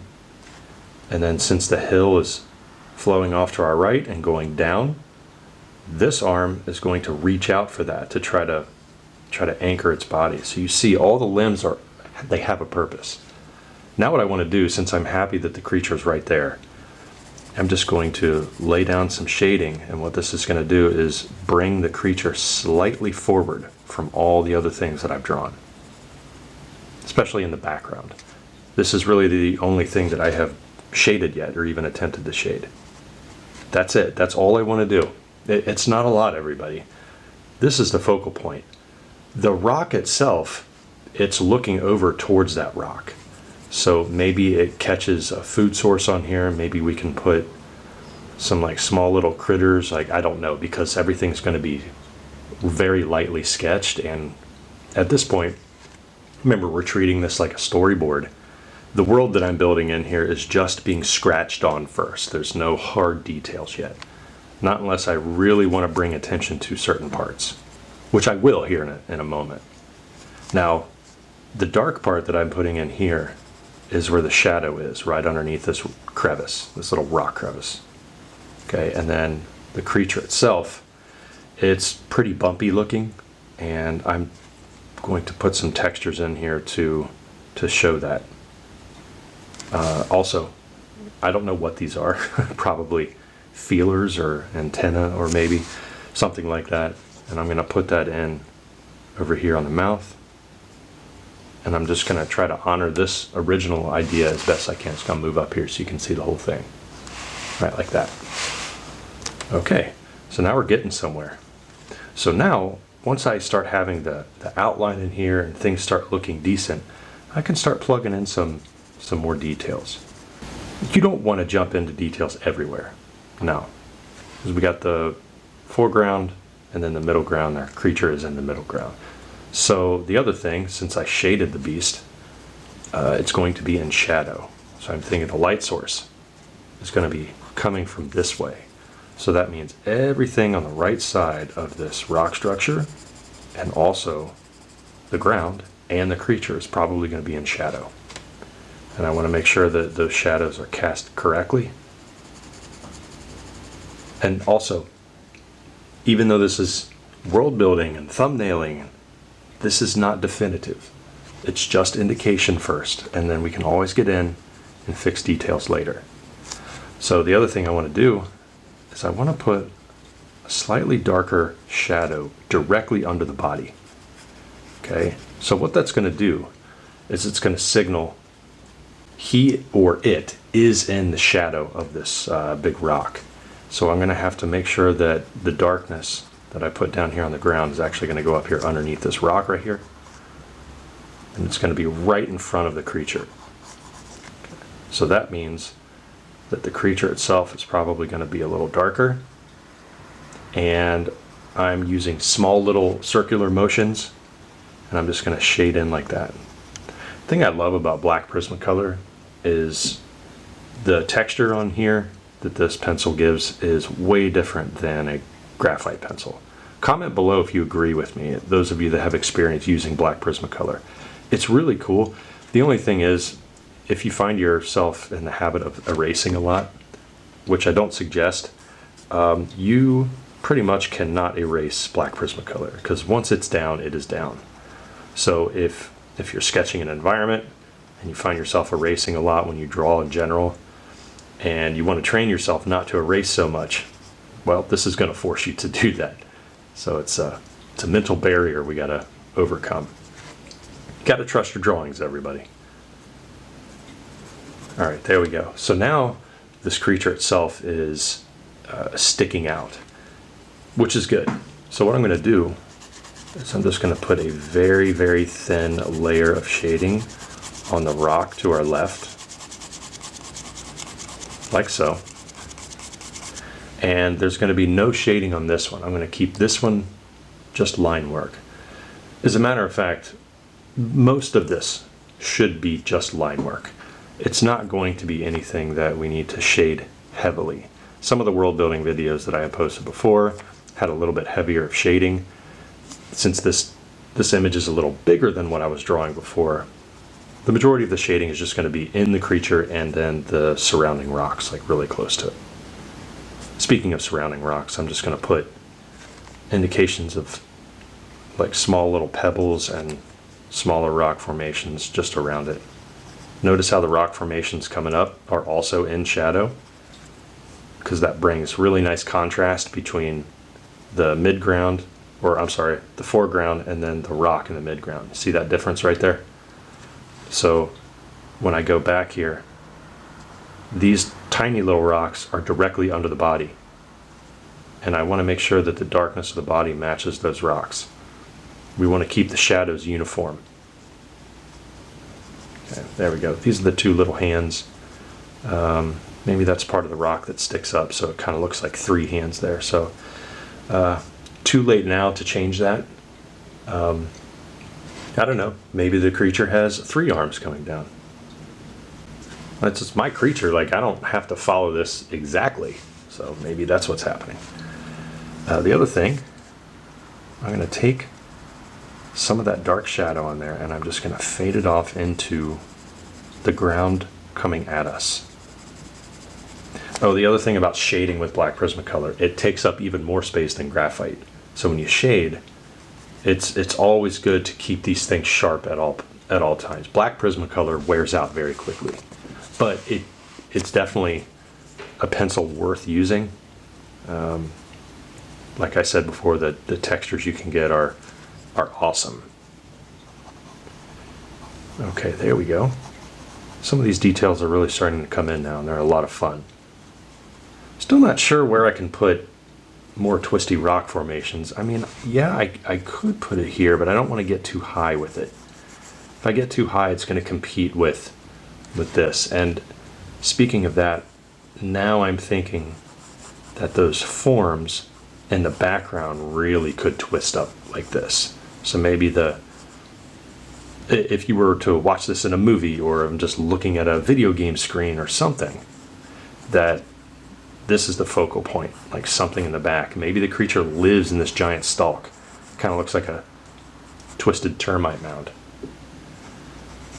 So each new twist that I put, I'm trying not to repeat it in too many rocks. So you can see how the edge of this rock is different than this one. I don't want these two to compete.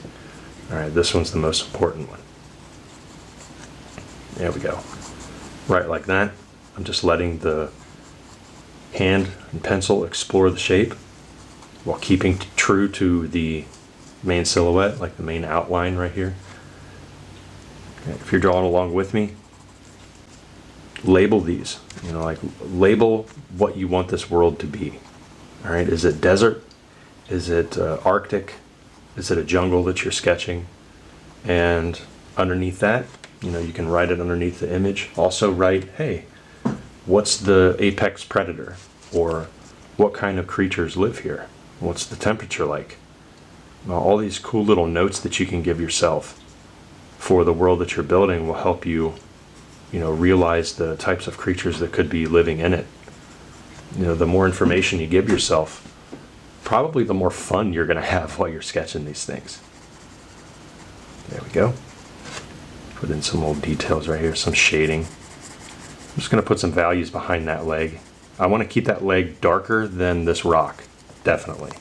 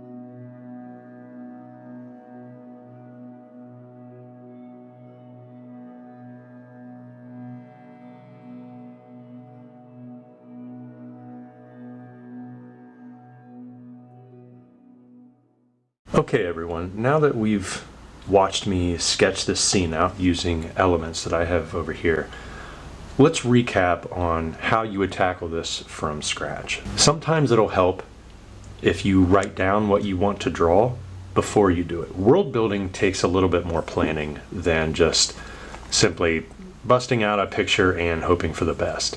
When you world build, maybe you want to jot down some of the lore and some of the protagonists, antagonists, flora, fauna, types of landscapes and cities that you want to sketch. All of those will help dictate what you actually sketch so that you're not doing it blindly. I just gave myself 3 elements over here. Well, technically 4 because we got the creature and then the 3 rock formations. You could go as far as doing different types of clouds that you would see in the sky, different creatures, obviously. Plant life is another big one. And also, it's just a lot of fun. So label all the things that you sketch over here, and then when you bring it into the environment, you don't have to copy exactly what you drew over here. This is kind of like your outline. It's no different than an author having an outline to the novel that he or she is about to type up. So the same thing goes with this. And if those of you listening out there are storyboard artists for movies or games, or you're just starting out, this is a really good habit to get into. You should always at least try to plan what you're about to sketch when it comes to world building. All right, so thanks everybody for watching this lesson, and comment below if this has helped you a lot. All right, check the links in the description for our Creature Design Workshop Discord, and also my mentorship and my Patreon. Thanks again, and until next time, peace. Hello everybody, welcome back to my channel. So in the past week, I've been doing some environment sketches, just showing you guys how I build environments from scratch in my sketchbook without any fancy measurements or anything. This is more of establishing composition, getting light gestural lines out, and I did mention the rule of thirds, so if you want to know about that, I have some videos linked at the very end. They're carded at the very end on the final screens if you want to go back and check those out. But I thought today it would be a lot of fun if we did a rather strange, mysterious alien landscape. You know, there's going to be some trees in here and such. But let's put some strange, tall creatures in here, but you can't really tell what they are. Now, one of the goals that I've had with this channel is to add more environments into all of my creations. It seems that every year that goes by, I get asked more and more about my environment sketching and how to build environments from scratch. So I thought, let's do that. Now, when it comes to the alien creatures, I think what I'll do is just have some really strange, almost blob-like shapes on the top here, and maybe some very long legs. So the first thing I'm doing is establishing proportions for one, but also tension points. Okay, I'm thinking that this creature, when walking, I don't want it to seem like it's floating. Now what I'm doing here is I'm establishing the stance for our creature. I don't really know how big it is yet. I'm assuming this thing is pretty tall. Let's just throw a number out there, probably 15 feet tall. Let's just say that. And these tall, lanky legs, you know, and then of course I'll make some arms hanging down, are there for balance. Now all of this little scribbles and all of this craziness happening in between here, this will all be fleshed out later. What I want to do is just establish this thing standing and looking rather ominous. All right, so I'm going to put the second one right here, and I'm going to make it a little lighter. This reminds me of a creature that I did almost 10 years ago called the tripod. Just like a vicious head on top of 3 legs, hence the tripod name. Of course, this one has 4 legs, so we'll put that one in the back here, crisscrossing. I'm bending it right here so you can see the bend point. Okay, that is a very, very important area because the legs are spreading out so that it can have a good center of gravity. Now let's say we do add a dude in here. Why don't we do that? Maybe we can put the dude down here and he's looking up.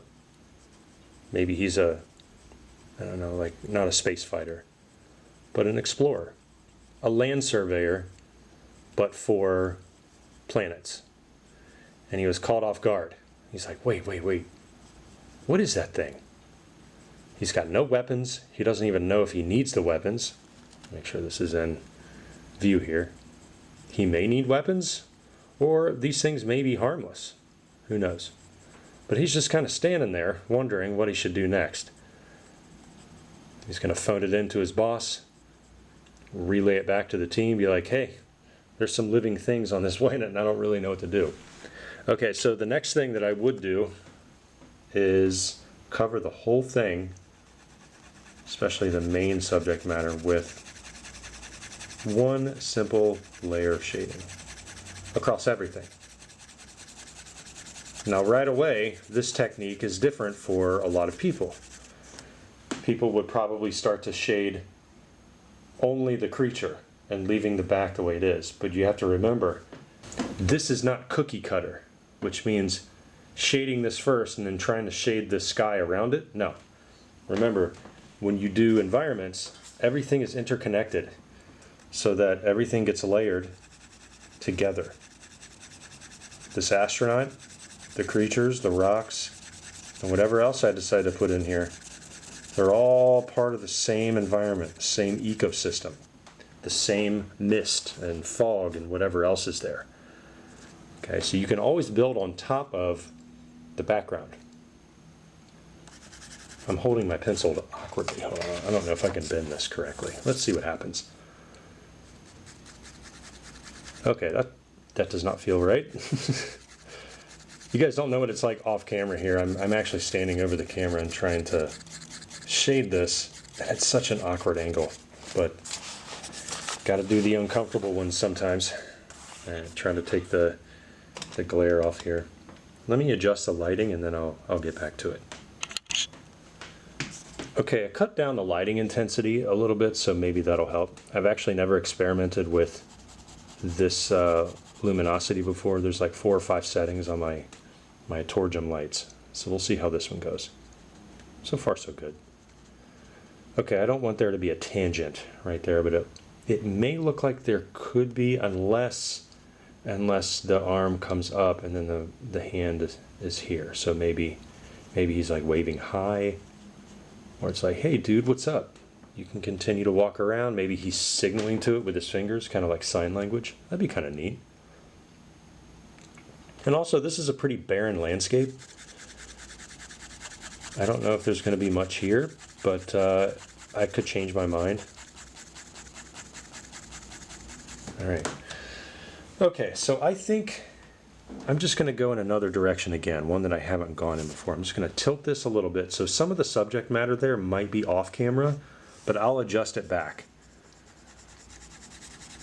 What I'm doing is I'm adding an atmosphere. Now notice that when I'm shading across everything that I just drew, it's already lighter than the alien, the rocks, and the person.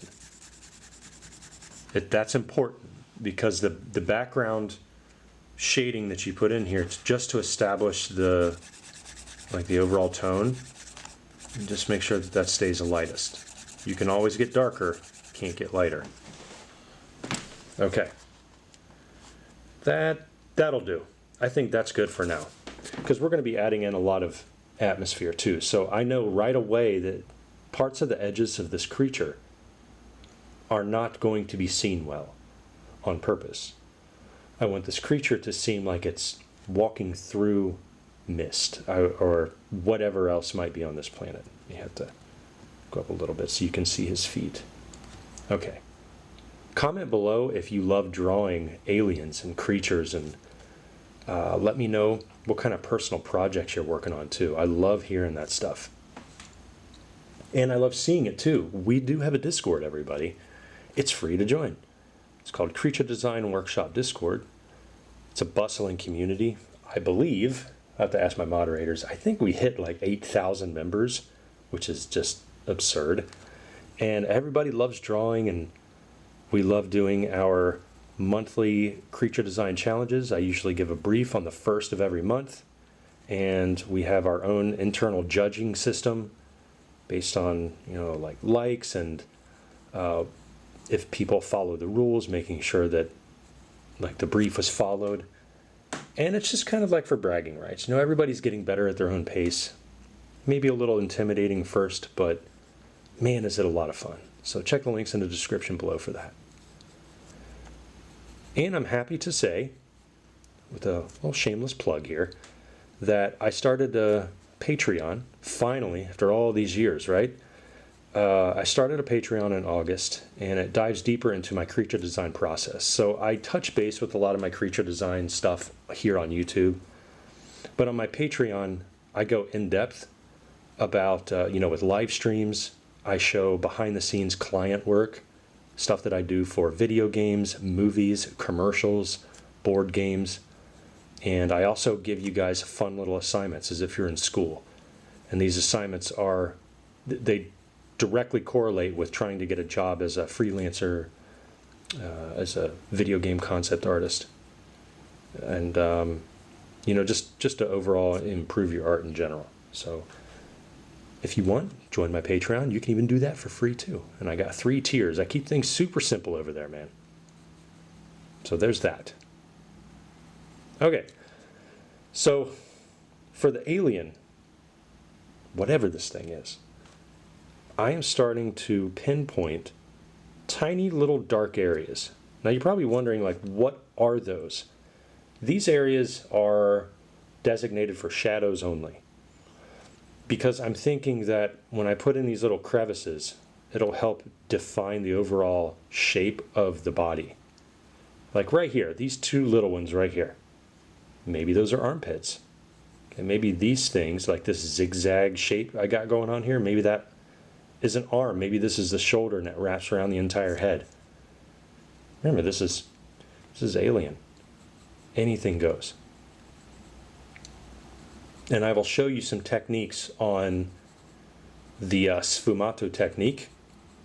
I've gone over that before.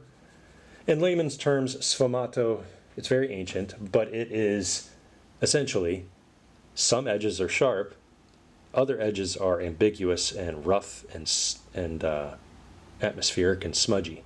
But when you put those 2 together, you have a really cool atmospheric effect. So let me give you an example. See this tiny little edge right here? Okay, now this is defined. This is open. I can go inside that arm and travel right into the background that I shaded. I'm going to continue that.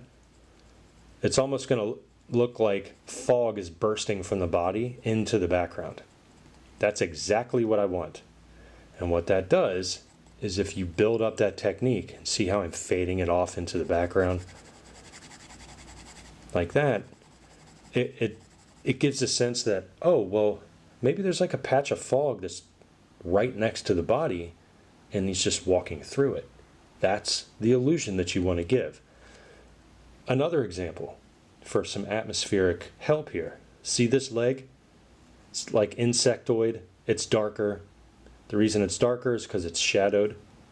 Well, these legs I haven't defined yet. So what I'm going to do is I'm just going to very slightly darken the left leg, the front left leg. And then I'm just going to fade off with the same fog technique as I did up here. I'm going to fade that off. So it's actually going to look like I took a brush or my finger and I smudged it, but you never, ever, ever, ever want to smudge with your finger. So you just got to give that texture with your actual pencil. So it adds interest. You got non-finished head, sharpened edge right here, faded shoulder right here, darker legs. See all the interest that's being accomplished through here? That's what you want. It's so much fun too. Is it easy? No. But it can be if you just try to compartmentalize your drawings when you're doing it. What I mean by that is, Instead of trying to tackle everything at once, pick little areas that you think you can work on. Okay, this is after you establish what's going on with the background. After you establish at least indications of where you want things, then you can start plugging in minute details that may work later. So for example, when I put that alien head in there, that big bulbous shape, and then I'm working here in the background and I'm like, well, I know for a fact that I'll probably want one more critter curious about this astronaut coming over to see what his cousin's talking about. Maybe they're talking to each other telepathically. All right, so now I'm putting in some shadows. I'm going to have to do it again for this hanging front arm. Look at my pencil, everybody. See how sharp it is? You need sharpened pencils. This isn't even as dark as it's going to be. So check this out. Check this really cool technique out. So I'm going to go right here with the point on my pencil, and I'm going to darken that right there, and it's going to darken at the joint. And I'm going to fade the shading off from that joint. Same thing here in this knee. And then I'm going to fade it off. So what that does is it brings emphasis to articulation for the creature, which is a lot of fun. We haven't even gotten into the details of this thing yet. Because obviously, the creature is the focal point, not the dude. Okay, just remember that. Now, the guy, or girl, they're going to be in front here, and we're probably going to want to make them darkest. As a matter of fact, we are. Not probably, we are. So maybe there's like a little ventilator right here. Maybe astronaut has some gear. Because it's in the foreground. Okay, so we definitely want to honor that. Just have a good indication of this human being at the forefront, trying to communicate with our fellow alien right here. And then let's just think about some shadows that we want to put on our guy. Okay, now it's going to be a little darker. I don't really care about much of the details on this thing other than just slight indications of a helmet. Okay, it's thicker than most, like it's not a normal hat, it's not a hood, anything like that. So we're going to have to play up these proportions, making sure that the pants and the boots look like space boots and space pants, or just something thick. You know, similar to hazmat suits and space gear. That seems practical. These aren't going to be, 500 years in the future with skin-tight spacesuits or anything. No. Okay. Now, the other thing that I wanted to do, I really like this shaded area right here. I'm going to put some Lovecraftian tentacles coming out right there. I'm not committing these to detail yet. See what I'm doing here? I'm even drawing over top of that guy in the background. So a little tip for those of you wanting to do some world building and you're wanting to do your little scenes like this. Whenever you do a scene, always think about the paths that your characters could be walking if they're to travel through it. It's always good to add some kind of conflict, some kind of layer of intrigue here. Now, what that means, it doesn't have to be perilous. It doesn't mean that the creature, or I'm sorry, it doesn't mean the character will be, having his life threatened or her life threatened. It doesn't have to be dangerous. But just have some kind of intrigue. Like, hey, this person is trying to get to said castle, and the only way to do it is this strange path running through this landslide or something. When you add interest like that, it helps ground the creation, and it helps the viewer imagine that they're there. Okay, so another little tip here. See how I'm just working my way around this. There's nothing special about this. It's all about layering, and it's about feeling good about the composition before you go into detail. If something doesn't feel right, everybody, please do not continue it. Unless you take a step back and reevaluate with fresh eyes. A lot of times we will get frustrated, and then we will end up designing things based out of frustration, and that frustration is evident because you're just putting details on the frustration. You don't want to do that. All right, so what I'm doing here is I'm adding in these strange appendages coming from the alien head. What are these? I really don't know. I don't know, and that's part of the fun. So what I am trying to do is make sure that they're at least symmetrical or somewhat symmetrical. Now this one over here on the left, it's going to be a little darker. I'm always trying to put some kind of crazy headdress on my creatures or something regal. I think it just looks cooler and just much more interesting. You got to be careful though. You don't want to get carried away with that kind of detail because it will keep going and it will clutter your design. So after this, I think what I'll do is just stop. I won't put anything else on the head because I want this to feel even, almost like this creature is trying to put up these little appendages to show that it acknowledges the human. That's what it's trying to do. I'll put in some shadows on that creature right here on our left side. See all those little details that I drew inside the head? I'm shading over that. They don't need to be there. But I do think that some tentacles are definitely in store. Watch this. See these darkened legs? Don't even care. I'm just going to draw right over them. Now, why might I do that? If I'm putting in tentacles that look like they're growing from the back of the creature or whatever, but they're going over the legs, why might I not care about that? Well, here's the answer. It's because the legs themselves were darker than the tentacles I'm placing in. So that value is already working for me. So I'm making sure that the tentacles I'm putting in the back are always going to be lighter than the limbs that are hanging down from the creature. Okay, that's how you can play up on values and be safe. Okay, the next thing I want to do is figure out the ground here. Don't really know what's going to be happening, but I do think that because the creature itself is rather oval shaped or bulbous, that a lot of the alien landscape should have those similar effects. Maybe the creature is a direct result of the environment that it lives in, which, I mean, it is. All animals are. Okay, here we are back at it, but we're at a slightly higher angle, and I changed the lighting a little bit again, just to experiment, just to see if certain lights are better than others, and I think this one's pretty good.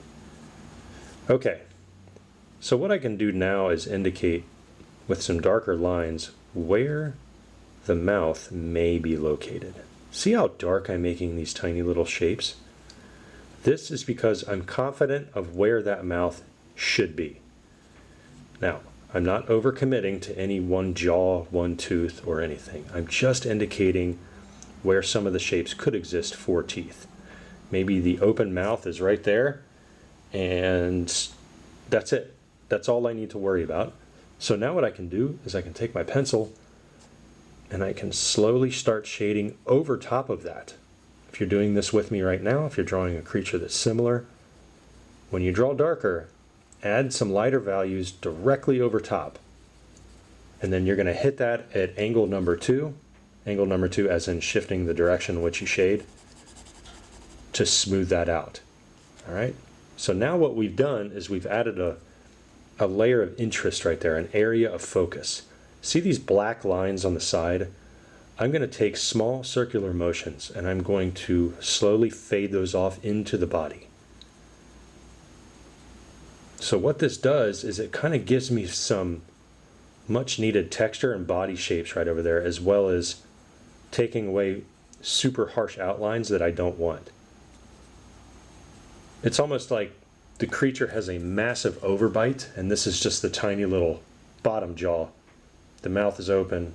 These are the eyes, and these things are like huge apparatuses. As a matter of fact, oh man, I'm starting to discover something here that I did not plan on, and that is this little ridge.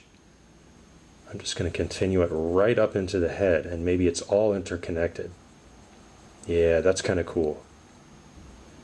So once we do that, well, we have to do it on the other side. However, we're not committing too much detail on this side, because it's almost like the light source is coming from our upper right.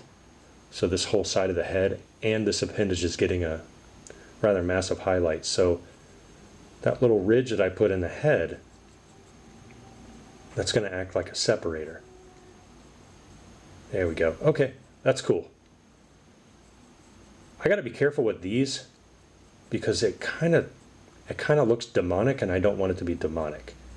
So I'm just going to have some tufts of tentacles at the end, and maybe those are feelers for the air, so the creature can kind of get a sense of air temperature and other things that it needs to do in order to survive. Okay, and then those weird things at the top, those antennae, they don't look attached. That's a problem. So what I'm going to do is add an extra ridge right here. There we go. And I'm just going to add some. I didn't want there to be a blatant face right there. It would look too expected. I wouldn't want that. So even on the side right here, I don't want those to look like ears. So I'm just going to add in some indications of some spikes. I'm having a lot of fun with that head right there. Okay, wow. Kind of looks like when I drew the creature, it kind of looks like I split a coconut up the middle, I guess, huh? Everybody's going to see something different. Comment below and let me know what this looks like to you. Whenever I put in these strange shapes coming off of heads, like these flaps up here, someone always comments, hey, it looks rather Evangelion. I'm like, oh yeah, it kind of does. I'm a huge fan of that too. Okay, I just had an idea. You guys are witnessing this for the first time. These strange little spikes, I'm just going to fade them off, and they're going to be semi-rigid, almost like quills, like that. Maybe we can put something in, and the tentacles are loose. Those are the ones that are wavy and they can move. But maybe these can be quills or some kind of other bodily device that enables the creature to feel the surroundings. I think that'd be kind of neat. Okay, another thing that I have to do is start working on that ground plane again. I got away from it, and I didn't mean to do that. Sometimes I get carried away and I see things that I really, really, really want to do. I'll put in some shading directly underneath it. So the way I sketch, I try to treat my sketchbook as if it's a canvas. So I try to pretend that I'm painting with my pencil and it's the year 1400. Okay, I try very hard to hit this as traditionally as possible without thinking of technology, without thinking of, what kind of tool could I use to make this easier? You know, maybe the year's 1500 and you leave your castle, you leave your village, and you go plein air drawing for 2 hours. What tools are you going to use? What kind of paper do you have? You know, you're at the mercy of your own decision making. You don't have any Control Z. You don't have any you don't even have any eraser. You don't have a sketchboard. Nothing. Just your sketch pad, whatever they made them out of back then, and you got your pencil. You got your observation skills in your hands. That's it. So how would you tackle that? Oh, this is an awkward angle. So what I'm doing here is I'm trying to put some shadow in on that hill. There's no way that shadow's finished yet. No way, because that does not look good. We're not done. Could I stop right there? Yes, of course. So I'm just going to turn this around, and then I'll try to hit this at another angle. Now, the shadow that's being cast right on this hill is the creature. But the creature, it doesn't have a lot of width to the body. It's kind of like a giant balloon on top of a tripod with the legs spread apart. Okay, so the darkest part was probably going to be at the very top because it's closest to the body. So the shadow hasn't had time to disperse away from the body yet. And then it's lighter as it gets out towards the legs. That's it, everybody. There's not much there. So I don't want to overdo this to the point where I'm drawing something that I think I should see versus what actually would be happening. That's what happens a lot when people do perspective. Like they'll draw stuff, and that's why their perspective is off, because they're bending the shape. They're not following the rules, and they're making things visible where they shouldn't be visible because they just think it should be there. I have to be very meticulous about this because I don't want too much texture showing up way in the midground like that. One, it's too far away for you to see any details, and two, any roughness that's going to be blatantly visible would be up here towards our dude. But remember, our guy isn't going to be the focal point. Okay, so notice how I'm going up and down, up and down, up and down, but I'm going past the mound. Remember the sfumato technique that I was showing you with the mist and everything coming off the body? I can actually, let's touch base with that again. I see another opportunity where I can put some more fog in here. There's a little blurry spot already. So I'm just going to take the value of the body, I'm just going to slowly fade it off into the air. And then I'm going to come back and I'm going to do it again at another angle. All right. If you've come along this far and you feel like you're having a breakthrough, outstanding. Okay, tell me what you're accomplishing for your sketches. I'd love to hear it. I love hearing those stories where people are drawing for the first time in years. That's always great to hear. And no. Okay, so let's see, this is a little off. This leg has to be darker. The one behind it is bent. I didn't want it to mirror the front one. I'm just trying to add some cool interest here. There may be a need for a back leg. Okay, yep. Sorry folks, it's not going to be four-legged anymore. We have a six-legger right here. Okay, so that means that, here we go. I'm going to darken this leg in the front, put in those joints. The second one, right there, is in front of that back one. Remember, that back one is the very back. So, atmospheric perspective suggests that when it goes in the background, it's going to be less detailed. So we have darker, or darkest, slightly darker, lighter in the background. So now there's a different tone for all three legs. I could probably go even darker right here because it still is too much alike. Okay, so that's going to be even darker. Yes, now it's popping off. That's what I like. This right here doesn't matter. Well, it does, but doesn't have to be as defined. Instead, we're going to do something fun. You ready? Oh yeah. Maybe this creature is stepping through the fog or the mist, and it's creating this spit up of dust, and who knows what else. Maybe this alien planet that it's walking on, there's like a little mist geyser right there, and the dude knows that he can't go near it, but the creature lives around here, so the creature is just like, yeah, you want to come into my backyard? Come here. Now I'm just going to make these tiny little bumps slightly darker so we can see them. You know, it'd be cool if those were eggs. What if those are the creature's eggs? Maybe, what if that's the nest? That'd be kind of neat.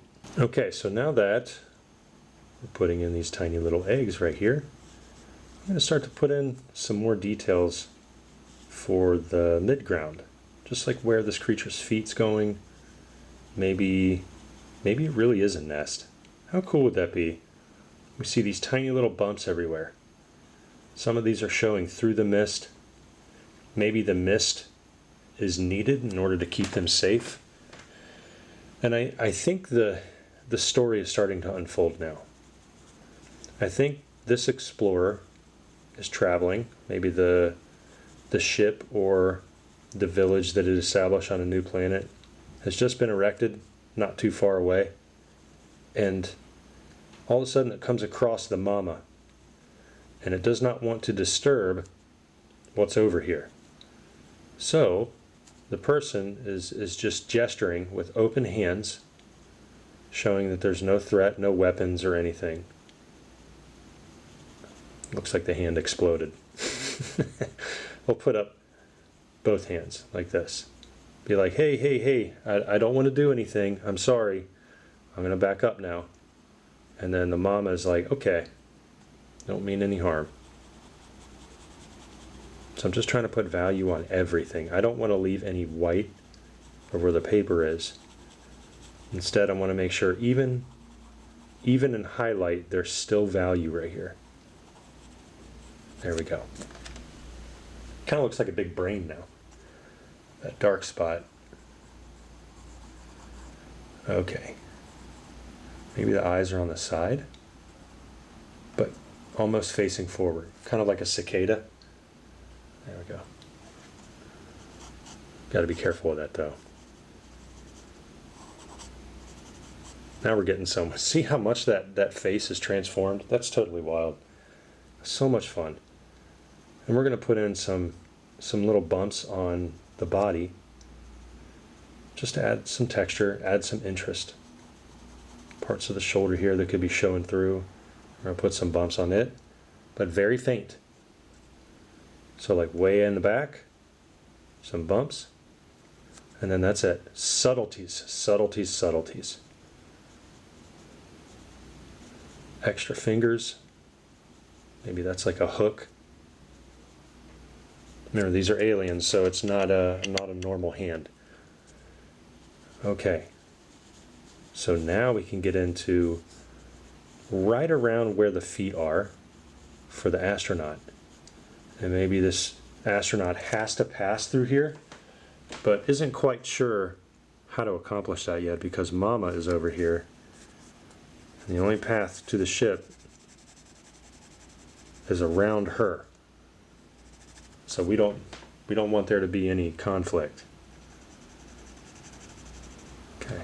If you have a story, comment below and let me know what's going on here. I think that'd be kind of cool. I did give a little narration on one of my previous videos, but I think it would be kind of neat to hear what your takes are. I love hearing your stories. You guys are super smart. Some of you are amazing writers and storytellers, so what could be it? What could these be doing?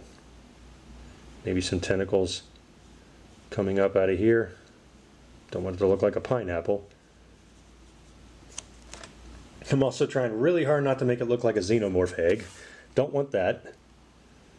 But maybe there's like a small little larger egg right there.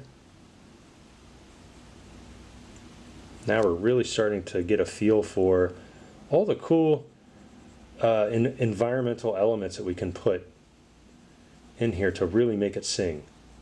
So much fun. Okay, so now what I'm doing, I'm just trying to establish what type of dirt or sand or whatever you want to call it that our fellow friends here are standing on. Not a ton of detail, but I'm thinking that right up here on our astronaut, see where the feet are touching the ground right here? I think it would be cool if we do some shadows running directly across the feet, almost like there's a layer of mist right at the ground. Depending on where you live, like if it's in the country or if it's near a forest or whatever, you know what that looks like when you're driving along the road and you look at an open field of grass, and you can see a layer of mist that's hovering near the grass blades. It just looks so cool and eerie at the same time. It triggers one of my childhood memories when I grew up watching movies, you know, like Silver Bullet. Werewolves are my favorite creature, hands down. And I remember watching Silver Bullet for the first time, and those of you that know that movie know the scene where they go hunt for the werewolf. You know, they bring like the baseball bat and they go in through the swamp, and there's waist high mist right there, and the werewolf is hiding underneath the mist, and it's just like getting everybody by pulling them down underneath it, and you can't see. It was terrifying. I'm gonna have to go watch that movie. You know, Halloween's coming up, so bound to see some werewolves. All right, so the shadow for this, I'm gonna have to keep darkest right under the body. Right like that, and then that's it. I don't want to add anything else. Next, I'm just gonna put some shading going straight up. It's gonna add in not only indications of possible foliage, but also give a sense that that fog is going in different directions. There's so much weird stuff happening here that I think that there's so much opportunity. There we go. Okay, so what I would do now is, since all of the shading and everything is right here, so we have our alien as the main focus, and then our astronaut saying, hey, I don't mean to interrupt. She's the secondary focus. And then of course we have the atmosphere that we're building up around here. Okay, so like tiny little eggs everywhere, tiny little indications of rocks and foliage and whatever you want to call it. Okay, and that's how I would establish a little scene. Could I keep going on this? Of course I could. But knowing when to stop is, that's good. Because I could draw this for another 10 hours and still not be satisfied, and I don't want to do that. All right, so comment below if you're interested in creature design, if this has helped you at all, and what are you working on? I do want to mention again that I have a Patreon dedicated strictly to creature design. I'll show you behind the scenes on what I'm doing for clients. Do live streams. I give you little assignments here and there. We go over thumbnailing, all kinds of stuff. There's some good stuff coming up for November and December too. So check the links in the description below for that one. Okay, folks, thank you so much for watching me doodle this little scene here. It doesn't have to be much. Doesn't have to be much. There doesn't have to be a lot around here. Okay, but if you want to, you could put in some indications of trees. Right, like this. Oh dear, what have I done? Now I love this and I want to keep going. I was going to be done, but I'm just going to add a little bit to it. Maybe the astronaut came to a forest. It's not desolate anymore. Oh man. So much fun. Very tall trees. Maybe this was a tree stump that I had originally put in there. And I'm just going to make that darkest out of the other ones. See how I'm not committing to detail? I'm holding the pencil to the side. Coming up on the mom here, maybe the creature can't put the nest in the forest, but somewhere close to it. Maybe there's like a water source nearby. So much fun. Now with trees, a lot can be put in here. A lot. I can keep going with branches, but I don't want it to be too detailed, so I'm actually going to stop right there. Remember, less is more. I know it's a cliche thing to say, but really, less is more. I just gave an indication that there are trees here, but I don't want to go overboard with those. Just going to finish the ground right here. Maybe some indications of more foliage. Okay, I don't even know what that is anymore. Maybe it's like another tripod. There's the legs coming out. Yeah, whatever. All right, thanks everybody. This was so much fun. Let me know if you want me to keep doing this type of stuff, and I will surely answer you back and continue to do more. Thanks for watching. Hope you learned something. Peace.